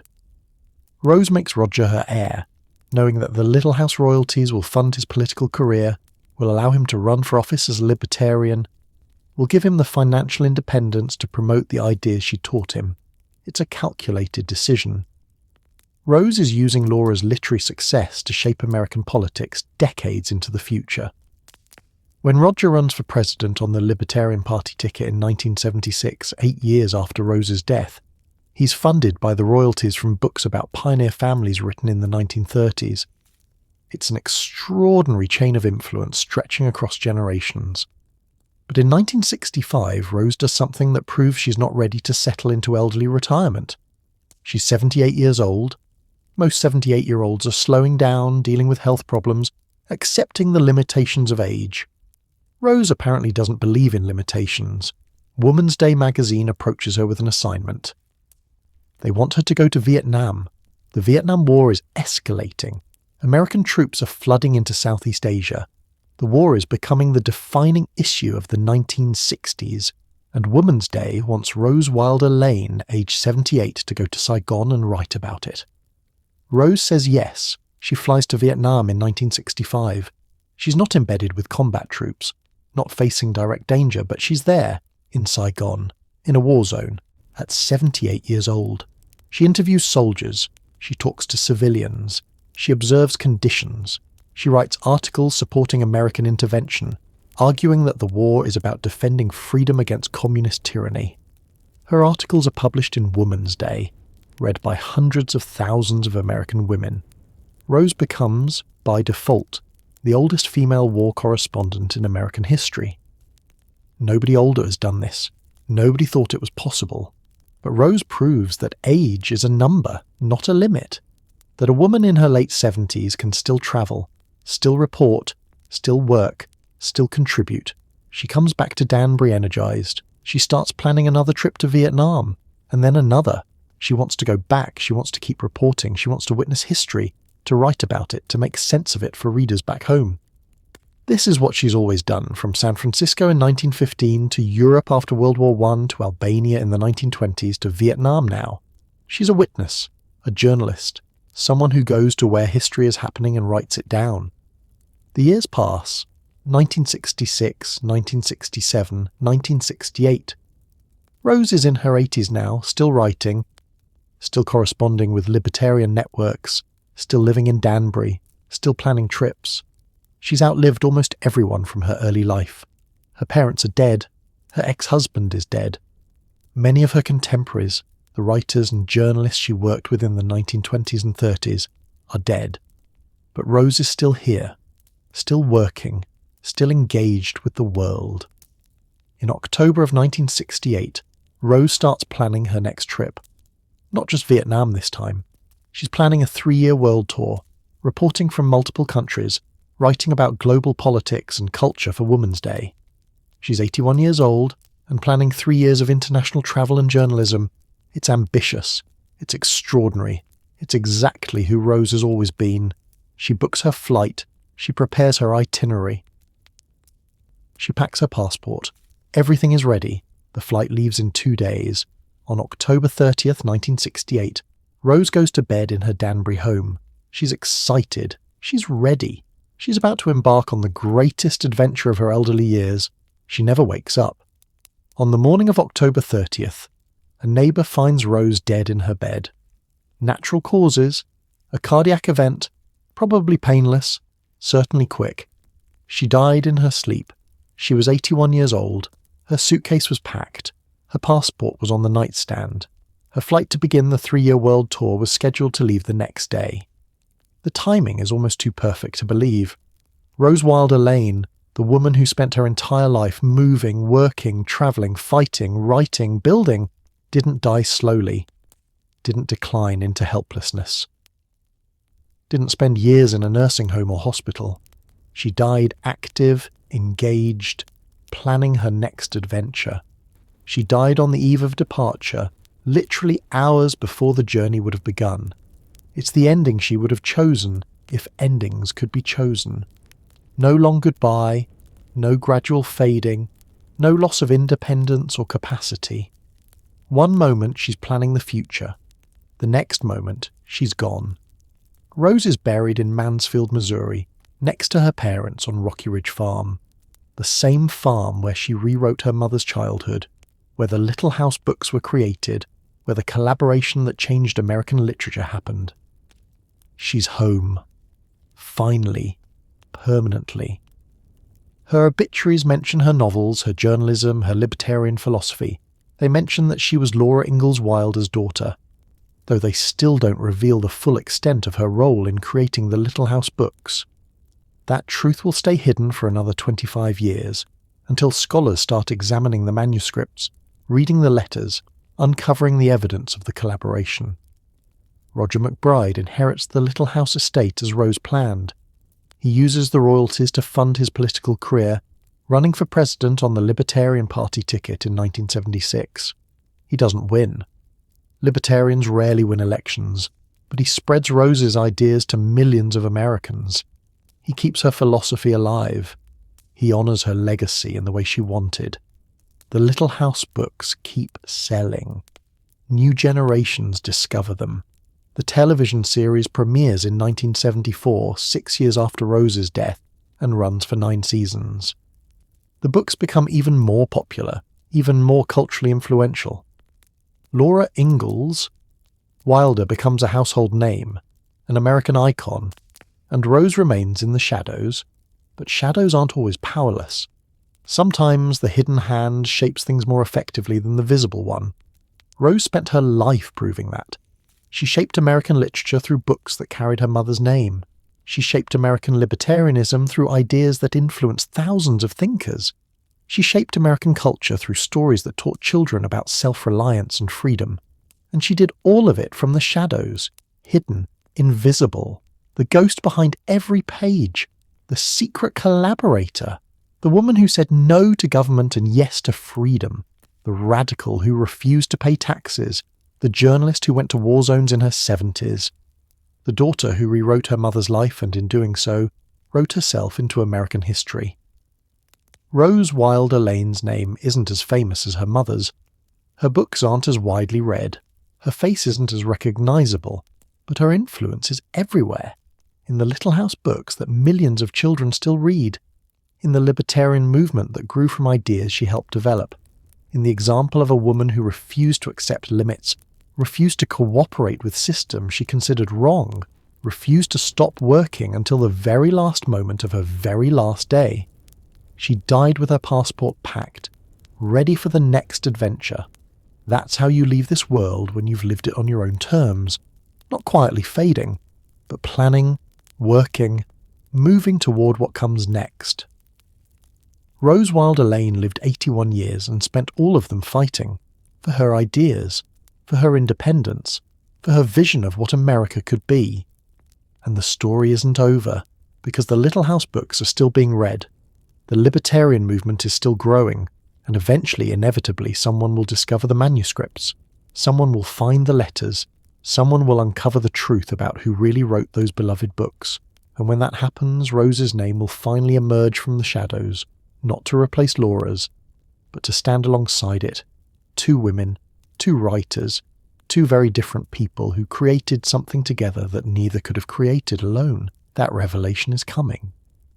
But for now, in 1968, Rose Wilder Lane is dead. Her secrets are safe, and her legacy is just beginning. Rose Wilder Lane is buried in Mansfield, Missouri, next to her parents on Rocky Ridge Farm. The funeral is small, quiet. Some neighbours attend. Some libertarian colleagues who knew her political work make the trip.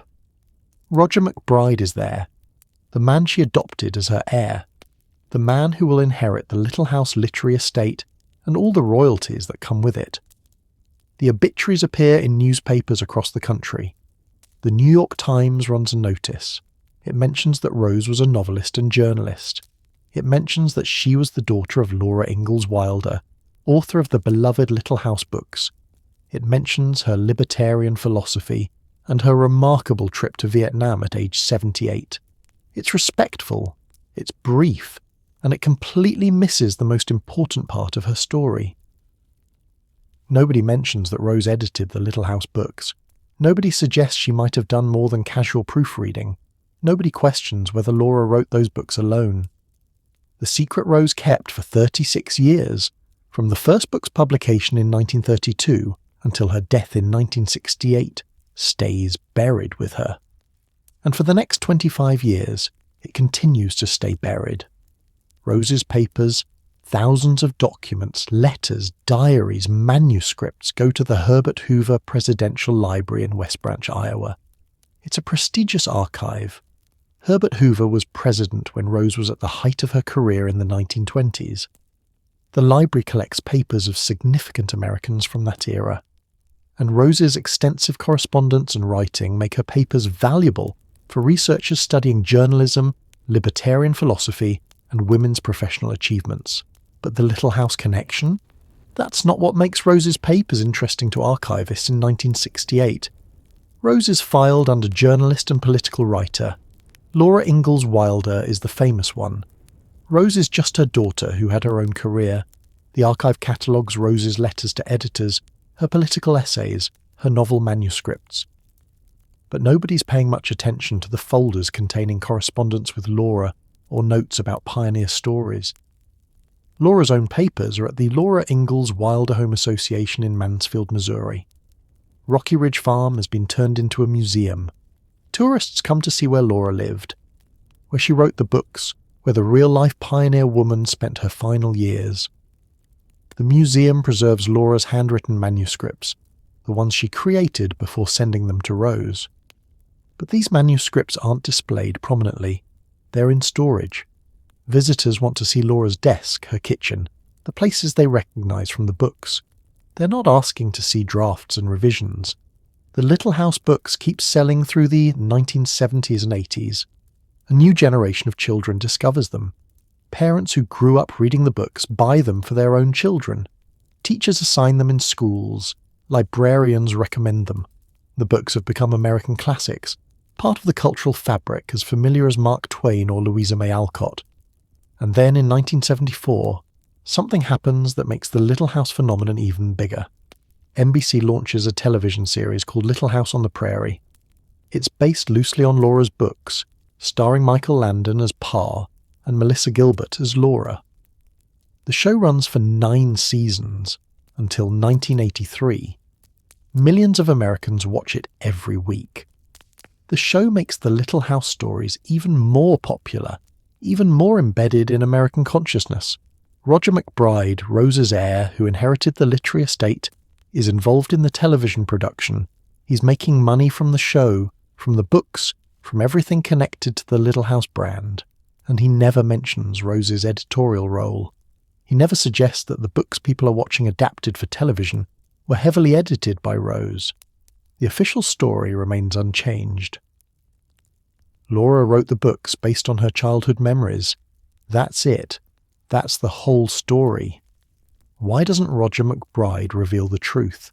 Maybe because revealing it would complicate the brand. Maybe because people want to believe Laura wrote the books alone, that they're authentic pioneer memoirs without modern editorial interference. Maybe because the truth is messier than the myth, and myths sell better than complicated collaborative processes. Or maybe Roger simply honours Rose's choice to stay invisible, respecting the secret she kept her entire life.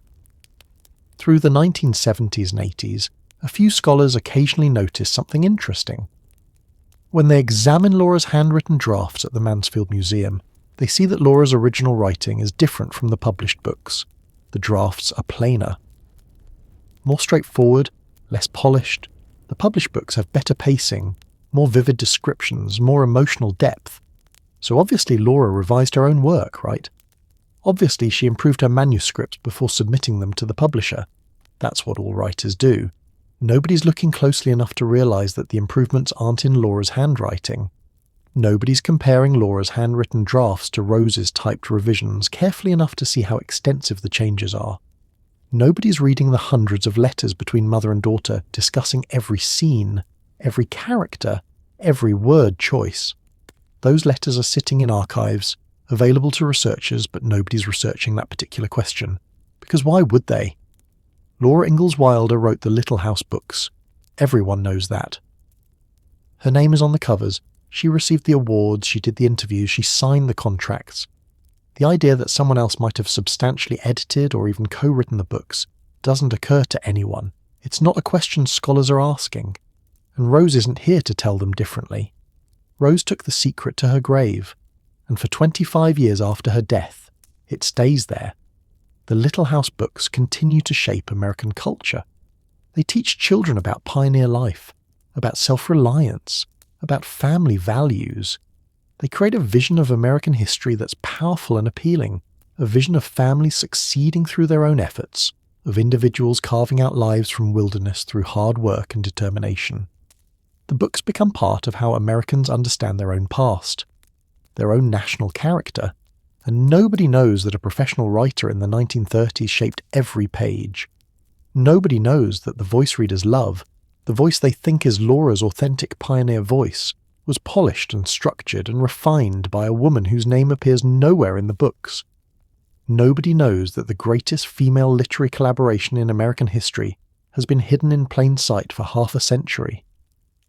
But secrets don't stay buried forever, especially secrets documented in thousands of pages of letters and manuscripts sitting in archives, waiting for someone to ask the right questions. His name is William Holtz. He's a professor of English at the University of Missouri.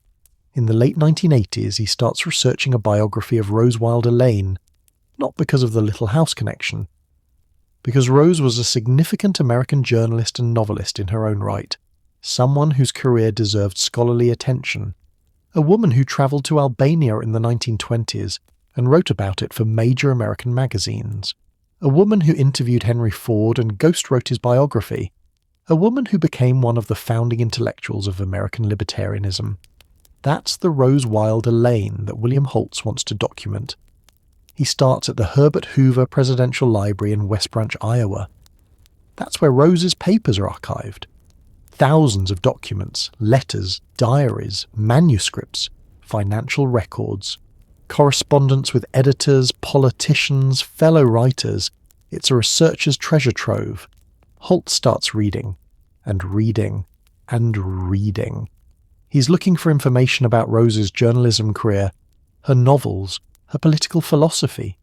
He's building a comprehensive picture of her life and work, and then he starts finding letters between Rose and Laura, letters discussing manuscripts, letters about pioneer stories, letters where Rose talks about rewriting chapters, restructuring narratives, adding scenes.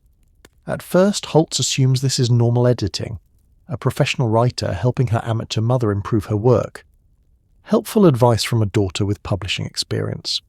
But the more letters he reads, the more he realizes this is something bigger. Rose isn't giving advice. She's rewriting. Extensively. She's taking Laura's handwritten manuscripts and transforming them. Holtz travels to Mansfield, Missouri, to the Laura Ingalls Wilder Home Association, to see Laura's original manuscripts. He wants to compare what Laura wrote to what Rose describes in the letters. He wants to understand the extent of Rose's involvement. And when he sees the manuscripts, when he compares Laura's handwritten pages to the published books, his understanding of American literary history shifts. This isn't editing. This is collaboration. Maybe more than collaboration. The transformation from Laura's drafts to the published books is so extensive that Holtz starts wondering if Rose should be considered the actual author of the Little House series. Laura's handwritten manuscript for Pioneer Girl, the autobiography she wrote in 1930 that was rejected by every publisher, still exists, Holtz reads it. It's 74,000 words of straightforward memoir. Laura writes like someone recording facts for family history. We lived here. Pa did this, Ma made that. Winter was hard. It's accurate, it's detailed, it's completely flat. No dramatic tension, no narrative structure, no emotional resonance. Holtz understands immediately why every publisher in New York rejected it. Then he looks at Rose's typed revisions, and they're completely different. Rose has taken Laura's plain sentences and rebuilt them with professional technique. She's added sensory details, created scenes, manufactured dialogue, structured chapters with hooks and climaxes and emotional beats. She's turned memoir into narrative, facts into story, history into art. Holtz keeps digging. He reads every letter between mother and daughter. He examines every manuscript he can find. He reads Rose's journals where she complains about the work, about how much time the revisions take, about Laura's resistance to certain changes. He reads Laura's responses, her objections, her occasional insistence on keeping things the way she remembers them, even if Rose thinks it's better dramatized differently. And Holtz realizes something that nobody else has documented. The Little House books, the beloved American classics that millions of people think Laura Ingalls Wilder wrote alone in a Missouri farmhouse, are actually the product of an intensive collaboration between an amateur writer with vivid memories and a professional writer with the skills to make those memories publishable. But collaboration doesn't quite capture it, Holtz thinks, because Rose's contribution was so extensive. Rose restructured every book. Rose rewrote every chapter. Rose created dialogue that Laura never wrote. Rose manufactured scenes from Laura's one-sentence mentions. Rose imposed narrative structure that Laura never conceived. Holtz starts using a different word, ghostwriting. Rose ghostwrote the Little House books. Laura provided the memories, the authentic details, the emotional truth. but Rose provided everything else. And that means Rose should be recognised as the actual author, or at minimum as co-author, of one of the most successful children's book series in American history. Holtz writes his biography of Rose Wilder Lane. He titles it The Ghost in the Little House, A Life of Rose Wilder Lane. It's published by the University of Missouri Press in 1993. The book is comprehensive, thoroughly researched, extensively documented. Holtz has done careful scholarly work. He's built his case with evidence from letters, manuscripts, and comparative analysis. And when the book is published, it explodes. The media picks up the story immediately. Newspapers across America run headlines. Who really wrote the Little House books? Laura Ingalls Wilder's secret co-author. The ghost behind Little House on the Prairie. Some headlines are more sensational. Little fraud on the prairie. Readers are shocked. Teachers are confused. Librarians are defensive. Little House fans are angry. How dare someone suggest that Laura didn't write her own books? How dare a scholar attack a beloved American icon? Laura Ingalls Wilder wrote the Little House books. Everyone knows that. She said she did. Her name is on the covers. This must be academic sensationalism, someone trying to make a name for himself by tearing down a famous woman. But Holtz has evidence. He's not making accusations. He's presenting documents. Here are Laura's handwritten manuscripts. Here are Rose's typed revisions. Here are the letters where Rose describes the work she's doing. Here are Rose's journals where she records the hours she spends restructuring Laura's drafts. Here's the comparison showing how different Laura's original writing is from the published books. Scholars start examining the evidence. Some defend Laura, arguing that Holtz has exaggerated Rose's role, that the books are still fundamentally Laura's even if Rose did extensive editing. Others agree with Holtz, arguing that Rose's contribution was substantial enough to warrant recognition as co-author. The debate becomes heated. Academic journals publish articles arguing both sides. Conferences hold panels discussing the authorship question. The Laura Ingalls Wilder Home Association pushes back hard. They insist that Laura was the true author, that Rose merely helped with editing, that Holtz's characterization is unfair to Laura. They publish statements defending Laura's authorship. They emphasize that Laura's voice, her memories, her experience are what make the books valuable. Rose's editorial work, while significant, doesn't make her the author, and this is where the debate gets complicated. Because both sides are partly right. Laura did provide the material. Laura's memories, Laura's childhood, Laura's experiences are the foundation of every book. Without Laura, the books wouldn't exist. But Rose's editorial work was so extensive that calling it just editing understates her contribution. Rose transformed unpublishable manuscripts into American classics. Without Rose, the books wouldn't have been published. So who wrote the Little House books? Laura? Rose? Both? The debate that William Holtz ignited in 1993 continues for years. Decades, actually. It's still being debated today, over 30 years later. But the terms of the debate have shifted. The question is no longer, did Rose edit the books? Everyone acknowledges that she did.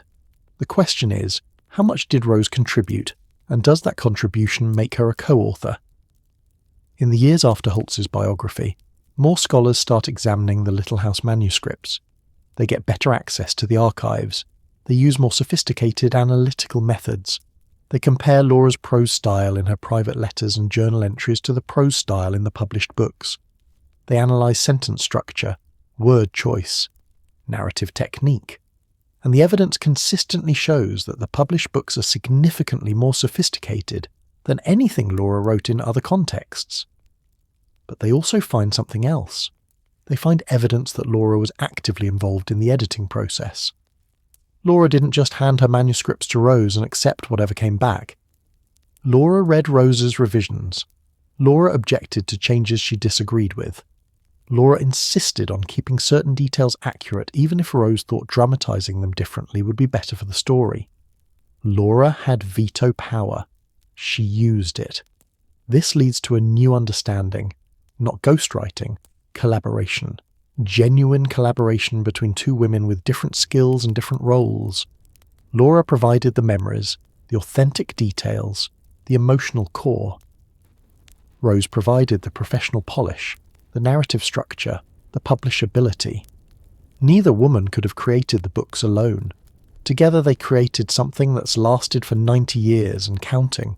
This collaborative model becomes the scholarly consensus by the 2000s. In 2007, historian Pamela Smith Hill publishes Laura Ingalls Wilder, A Writer's Life. Hill's biography takes a more balanced approach than Holt's. She acknowledges Rose's substantial editorial contribution, but also defends Laura's agency and creative input.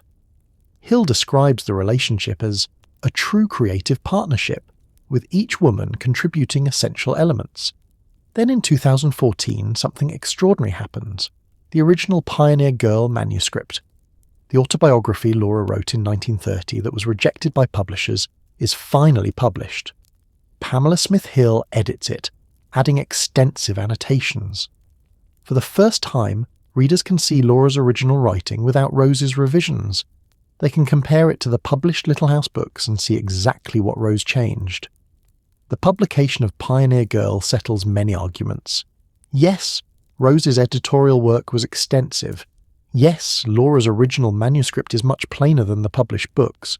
But also yes, Laura's original manuscript contains all the stories, all the authentic details, all the emotional truth that makes the Little House books powerful. Rose enhanced and structured Laura's material. She didn't invent it. The current scholarly consensus, as of 2026, is that the Little House books are the product of genuine collaboration. Laura Ingalls Wilder was the author. Her memories, her experiences, her voice are the foundation. But Rose Wilder Lane was an essential collaborator. Her editorial work transformed Laura's manuscripts into publishable, successful, enduring literature. Both women deserve recognition. Neither could have created the books alone. But here's what makes this story truly fascinating. The revelation of Rose's role hasn't diminished the Little House books' popularity or cultural influence. People still read them, children still love them, teachers still assign them. The books have sold over 60 million copies worldwide. They've been translated into dozens of languages. They continue to shape how Americans understand frontier history and pioneer values. Knowing that Rose edited the books, knowing that the creation process was collaborative rather than solo, doesn't make the books less valuable. If anything, it makes them more interesting. It adds a layer of complexity. It shows that great literature often comes from collaboration, from multiple perspectives and skills combining to create something neither person could create alone. And it honours both women. Laura for having the memories and the courage to try to write them down. Rose for having the skills and the generosity to help her mother succeed. But there's one more thing this revelation does. It finally brings Rose Wilder Lane out of the shadows.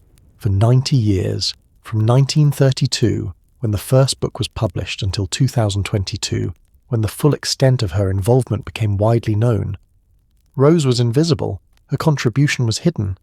Her name appeared nowhere in the book she helped create. Now, finally, Rose is being recognised, not as someone who stole credit from her mother, not as a ghostwriter who deserves sole authorship, but as a collaborator, a professional editor, a skilled writer who used her talents to help her mother achieve something remarkable. Rose's own writing, her novels and journalism and political philosophy, is being rediscovered and republished. Scholars are studying her career independent of the Little House connection. Her libertarian philosophy is being analysed and debated. Her journalism is being recognised as pioneering work by one of the first successful female magazine writers in America. Rose Wilder Lane is finally getting credit for her own achievements. And she's finally getting recognition for her role in creating the Little House books, the American classics that will outlive both her and her mother. The secret couldn't stay buried forever. Secrets documented in thousands of letters, recorded in manuscript comparisons, preserved in archives, eventually get discovered. It took 25 years after Rose's death. It took a curious scholar asking questions nobody else was asking. It took evidence so overwhelming it couldn't be dismissed. But the truth came out, and the truth is this. The Little House books, beloved by generations of readers, taught to millions of children, embedded in American culture as authentically as anything ever written, are the product of two women working together. An elderly farm woman with vivid memories and a middle-aged professional writer with the skills to make those memories sing. Laura Ingalls Wilder and Rose Wilder Lane. Mother and daughter, author and editor, collaborators who created something neither could have created alone. Two women with complicated relationship, with old wounds and deep love, with resentment and gratitude, with independence and connection, who spent 5 years of their lives writing and rewriting 8 books that would change American literature. Rose died in 1968 with the secret intact. She never claimed credit. She never told the public what she'd done. She let Laura have all the fame, all the recognition, all the glory. Maybe that was generosity, maybe that was complicated love. Maybe that was a daughter finally doing something that would make her mother proud. Laura died in 1957 believing she was the sole author of the Little House books, that her name alone should be remembered. Maybe she really believed Rose only helped a little. Maybe she knew the truth but chose not to acknowledge it. Maybe the truth was too complicated to explain. But now, in 2026, 58 years after Rose's death and 69 years after Laura's death, we finally know the full story. Both women are dead.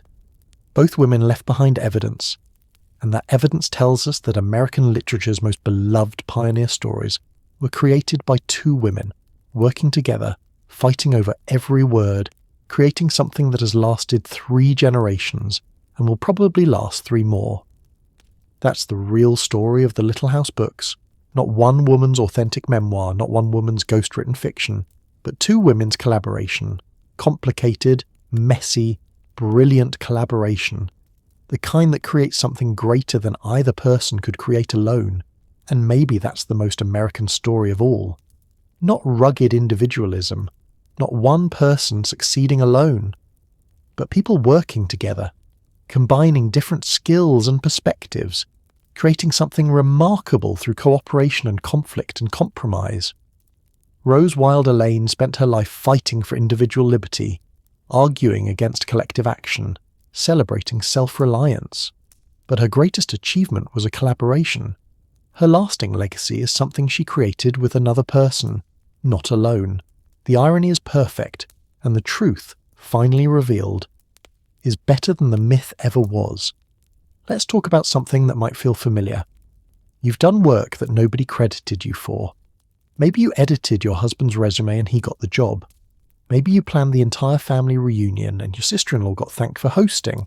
Maybe you trained the new employee who got promoted above you. Maybe you wrote the report and your boss presented it as his own idea. Maybe you raised children who will never fully understand the hours, the sacrifice, the invisible labour that built their entire lives. You know what invisible work feels like. Every woman does. It's the work that matters desperately but gets recognised rarely. The work that holds everything together but somehow doesn't count as real work. The work that disappears the moment it's done, leaving no trace except the success of someone else. Rose Wilder Lane's story is your story. She spent 5 years rewriting her mother's manuscripts. She transformed unpublishable drafts into American classics. She used every skill she'd spent 20 years developing as a professional writer, and her name appeared nowhere. For 36 years, from 1932 until her death in 1968, nobody knew what she'd done. For 25 more years after that, nobody bothered to look closely enough to discover it. That's 91 years of invisible work, 91 years of a woman's massive contribution being erased, ignored, forgotten. And Rose wasn't special in this. She was typical. Women's work has been invisible for centuries, for millennia. The difference is that Rose left evidence, letters, manuscripts, journals, proof that couldn't be denied once someone finally looked. Most women don't leave that kind of evidence. Most women's invisible work stays invisible forever. Think about the women who typed their husbands' dissertations before computers existed. The women whose names should be on patents, but aren't. The women who edited novels, wrote speeches, revised articles, polished presentations, shaped ideas, refined arguments, and received nothing but maybe a vague acknowledgement in a preface if they were lucky. the women who built men's careers while their own careers were called supporting their families. Think about the ghostwriters, overwhelmingly women, writing memoirs for celebrities, politicians, business leaders, turning rough interviews into best-selling books, creating compelling narratives from other people's lives. And their names appear nowhere. The celebrity gets the credit, the acclaim, the money. The ghostwriter gets a flat fee and a non-disclosure agreement. Think about the editors, the women who take raw manuscripts and transform them into publishable books, who restructure arguments, smooth prose, fix pacing, sharpen focus, who make authors look brilliant. And when the book wins awards, when readers praise the gorgeous writing, the editor's name is buried in the acknowledgements if it appears at all. Think about the research assistants, the project coordinators, the executive assistants, the behind-the-scenes organisers who make everything work. The women whose labour is essential but somehow doesn't count as real contribution. The women who are described as helping, even when they're doing half the work or more. Rose spent 5 years helping her mother, that's what everyone said. Rose helped Laura with the Little House books. Helped. As if it was casual assistance. As if it was minor. As if anyone could have done it. The word helped erases the enormity of what Rose actually did. She didn't help. She collaborated. She co-created. She made those books possible. But for 91 years, she got credit for helping. And that word, that one small word, made her disappear. Why does this keep happening? Why is women's work so consistently invisible, uncounted, uncredited? Partly it's economics. Whoever controls the money controls the credit. Laura's name was on the publishing contracts. Laura received the royalty checks. The financial structure determined whose work was visible. Rose's informal arrangement with her mother. The private sharing of income left no official record of her contribution. Partly it's cultural assumptions. We expect women to support others, to put their own ambitions aside, to work without recognition. When women do exactly that, when they fulfill the expectation, we don't even notice. It's just what women do. Rose editing her mother's books fits the cultural script perfectly. Good daughter helps mother. Of course she doesn't need credit, that would be selfish. Partly it's the nature of editing and collaboration. The final product looks seamless. You can't see the work that went into creating it. Laura's voice sounds authentic in the published books, because Rose preserved Laura's memories while transforming the prose. The editing is invisible by design. That's what makes it good editing. But invisible good editing becomes uncredited good editing, becomes forgotten good editing. And partly, honestly, it's because women's work has never counted as much as men's work. And collaborative work has never counted as much as solo genius.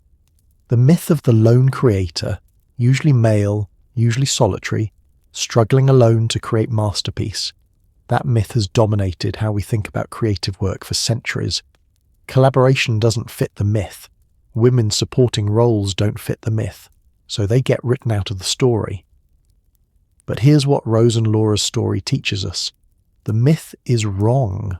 Great work comes from collaboration, from multiple people with different skills combining their talents, from women supporting women, from messy, complicated, sometimes contentious partnerships that create something neither person could create alone.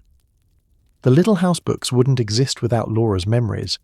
They also wouldn't exist without Rose's editing. Both women were essential, and both women deserve credit. The same is probably true for work you've done, the project your team completed. Your contribution mattered, even if your name isn't on the final presentation. The child you raised who's now succeeding, your labour built that success, even if nobody's thanking you. The event you organised, the crisis you managed, the problem you solved, that was real work with real impact whether anyone noticed or not. Rose's story tells us that invisible work can become visible. It takes time. It takes someone willing to look at the evidence, to ask the questions, to challenge the official story. It took William Holtz and a university archive and 91 years. But the truth came out. Your invisible work matters. The editing, The supporting, the organising, the managing, the teaching, the caring, all of it. It matters whether anyone credits you or not. But you deserve credit. You deserve recognition. You deserve to have your work counted as the real, valuable, essential contribution that it is. Rose died without receiving public recognition for the Little House books. But she knew what she'd done. She knew her skills made those books possible. She chose to stay invisible for complicated reasons we'll never fully understand. But she knew. You know too. You know what you've contributed, what you've built, what you've created, and maybe that has to be enough sometimes. But it shouldn't always have to be enough. Women's work should be visible. Women's contributions should be credited.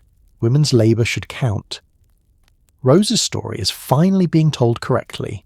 Laura and Rose, both authors, both essential, both deserving recognition. It took 9 decades, but the truth won. Your story deserves to be told correctly too. Let's talk about something harder. Mother-daughter relationships are complicated. You probably know this from experience. Either you have a mother whose relationship with you carries weight you can't quite name, or you have a daughter whose relationship with you feels loaded with expectations and disappointments and love all tangled together, or both. Most women are both daughters and mothers, caught between generations trying to heal wounds while accidentally creating new ones. Rose and Laura's relationship was complicated in ways that shaped everything. Rose wrote in her private journals that her mother was cold, critical, emotionally withholding, that Laura made her feel inadequate as a child, that she never felt good enough for her mother. These are deep wounds, the kind that don't heal just because you grow up and move away and build your own life. And yet Rose spent 5 years of her life making her mother famous. She used her professional skills, the talents she'd spent decades developing, to transform Laura's rejected manuscripts into best-selling books. She worked hundreds of hours without public credit. She made Laura's dream come true. She gave her mother at age 65 success and recognition and financial security Laura had never achieved on her own. Why would Rose do that? Why would a daughter who felt unloved by her mother spend years building that mother's career? The answer is complicated. Because love is complicated. Because family is complicated. Because mother-daughter relationships contain multitudes. Resentment and gratitude. Wounds and loyalty. Old pain and current choice. You can carry hurt from childhood and still love your mother. You can feel like you were never good enough and still want to help her succeed.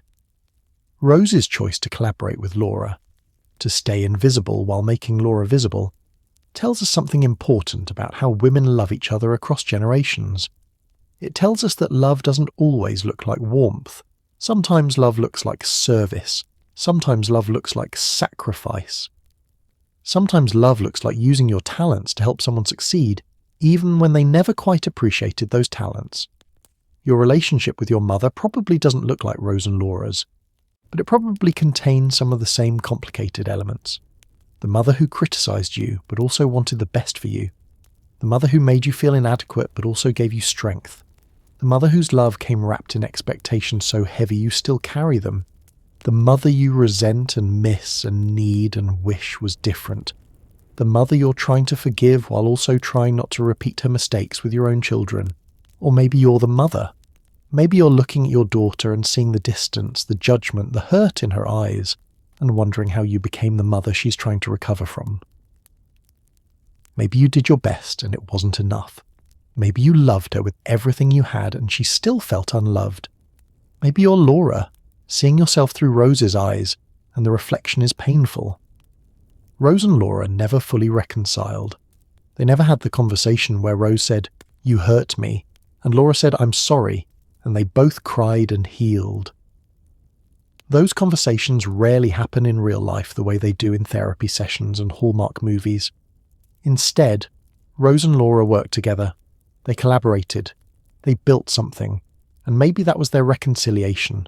Not words, work. Creating something meaningful together despite the wounds. That's actually beautiful if you think about it. 2 women who struggled to connect emotionally, connecting through creative collaboration. 2 women who couldn't quite say "I love you" in traditional ways, saying it through shared work, shared goal, shared achievement. Rose editing Laura's words was Rose saying, "I see you, I value your experience, I want the world to hear your story." Laura accepting Rose's edits was Laura saying, "I trust your skills, I recognise your talent, I need your help." Maybe that's as close to healing as some relationships get.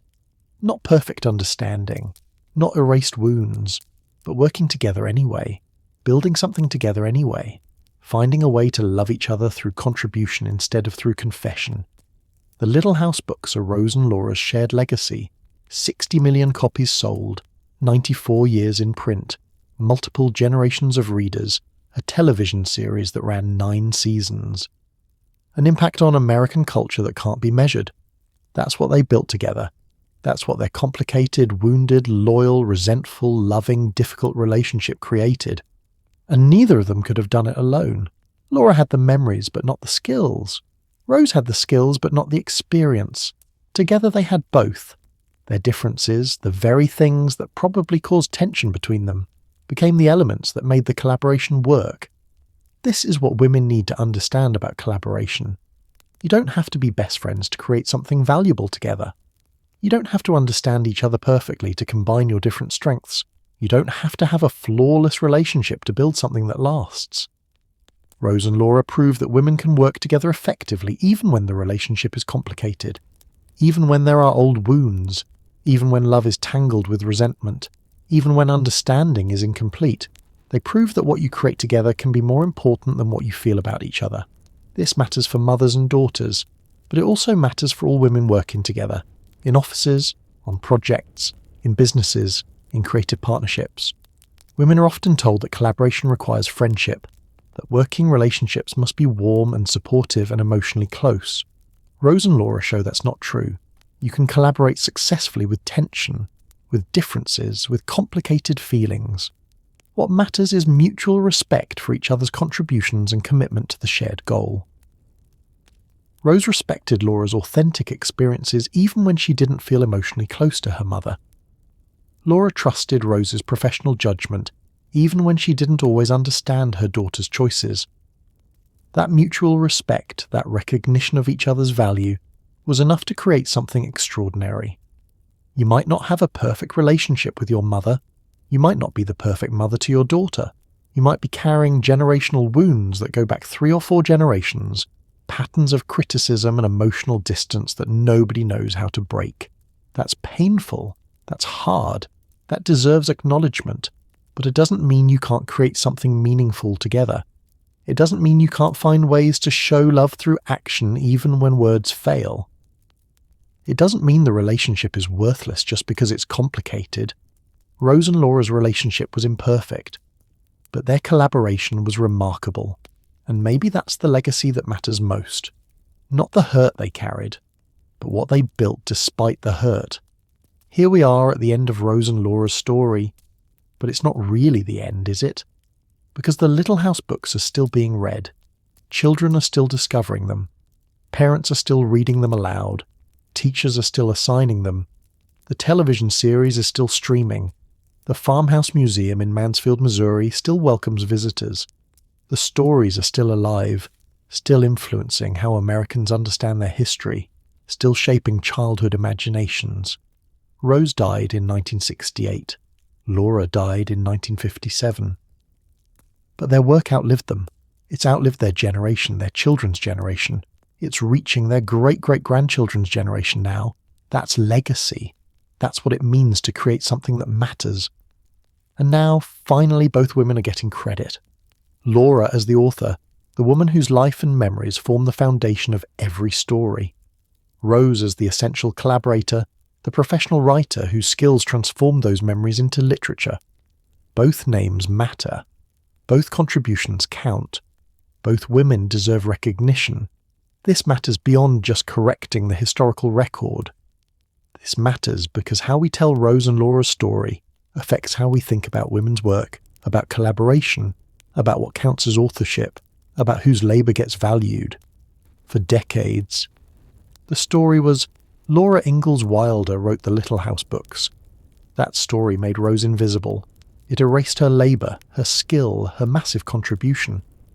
It perpetuated the myth that great books are created by lone authors working in isolation, that authentic voices don't need professional editing, that one person's genius is enough. The corrected story is Laura Ingalls Wilder and Rose Wilder Lane collaborated to create the Little House books. This story acknowledges both women. It honours different types of contribution. It shows that great work comes from combining skills and perspectives. It challenges the lone genius myth. It makes collaboration visible and valuable. That second story is better for everyone. It's better for readers who want to understand how the books they love were actually created. It's better for writers who need to understand that editing and revision are essential parts of the creative process. It's better for women who need to see their collaborative labour counted as real work. It's better for mothers and daughters navigating complicated relationships while trying to create something together. The Little House books teach self-reliance, individual strength, family bonds. Those are the explicit lessons that millions of readers have absorbed. But the book's creation story teaches different lessons: collaboration, interdependence, the power of combining different skills, the value of invisible work, the complexity of family relationships, the importance of giving credit where it's due. Both sets of lessons matter, the books matter, and the truth about how the books were created matters. Now let's bring this home. Let's talk about you. Because this isn't just a history story about two women who died decades ago. This is a story about patterns that still exist, about invisible work that's still happening, about women who are still collaborating, still supporting each other, still creating value that doesn't get credited to them. Maybe you're editing someone's work right now. Maybe you're managing a project where someone else will get the recognition. Maybe you're supporting your daughter's business, your sister's career, your mother's dream. Maybe you're the Laura in the relationship, benefiting from someone else's skills. Maybe you're the Rose, contributing massively while staying invisible. Maybe you're both at different times with different people. Your work matters. Your contribution counts. Whether your name is on the final product or not, whether you get public credit or private satisfaction, whether people know what you did or never realize, your labor is real and valuable and essential. But you also deserve credit. You deserve recognition. You deserve to have your work visible, your contribution acknowledged, your skills valued publicly, not just privately. You deserve what Rose didn't get for 91 years. You deserve what Laura didn't properly acknowledge. You deserve both women's collaboration honoured as what it was, essential partnership creating enduring impact. So here's what Rose and Laura's story teaches us 94 years later. First, invisible work is still work. The editing, supporting, organising, managing, teaching, braves. Caring that women do without recognition doesn't become less valuable because it's uncredited. Your contributions matter whether they're visible or not. Second, collaboration creates lasting impact. The work you do with others, especially work with other women, can achieve things solo efforts never could. Rose and Laura together created something neither could create alone. Your collaborations, your partnerships, your joint efforts are valuable precisely because they combine different strengths. Third, complicated relationships can produce remarkable outcomes. You don't need a perfect relationship to create meaningful work together.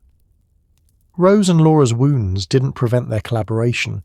Your difficult relationships, whether with your mother, your daughter, your colleagues, your collaborators, don't invalidate what you can build together. Fourth, the truth eventually comes out. It took 91 years for Rose's contribution to be fully recognised. That's too long. But it happened. The evidence was there. Someone looked. The story was corrected. Your invisible work might not be recognised immediately, but documentation matters, evidence matters, truth matters. Keep records, save emails, document your contributions. The truth can't come out if there's no evidence it existed. Fifth, both in thinking beats either or. This isn't Laura or Rose, it's Laura and Rose. Both women's contributions were essential. In your own life, in your own work, look for the both and. Both you and your colleague contributed. Both the visible work and the invisible support mattered. Both the person with their name on the project and the person behind the scenes deserve credit. And finally, legacy isn't just what you create, it's also how the story gets told. Rose and Laura left behind books, but they also left behind evidence of their collaboration. And that evidence, once discovered and shared, changed how we understand their legacy. Your legacy will depend partly on what you create, yes, but also on whether the full truth about your contributions is known and honoured. The Little House books will last. They've survived nearly a century. They'll probably survive another century. Children who haven't been born yet will read about Laura and Mary and Pa's fiddle and Ma's cooking, and the long winters and the prairie sunsets. That's Rose and Laura's gift to future generations. But the story of how those books were created, the truth about the collaboration, the recognition of both women's essential roles, that's the gift we're giving to Rose and Laura. It's 91 years late, but it's finally here. Both women get credit. Both women get recognized. Both women's work is visible. You deserve the same. Not 91 years after you're dead. Now. Today. While you can hear the recognition and feel valued and know that your work counts. So tell your story. Document your contributions. Ask for credit when it's due. Collaborate freely but insist on recognition. Support other women and let them support you. Build things together, create lasting impact, and make sure the truth about who did what gets told correctly. Rose and Laura changed American literature. They influenced how millions of people understand frontier history. They created stories that have lasted nearly a century, and will probably last centuries more. Two women, mother and daughter, with complicated love and professional collaboration, building something that outlived them both. That's what women can do together. That's what your collaboration can create. That's what happens when invisible work becomes visible, when both contributors get credited, when the truth gets told.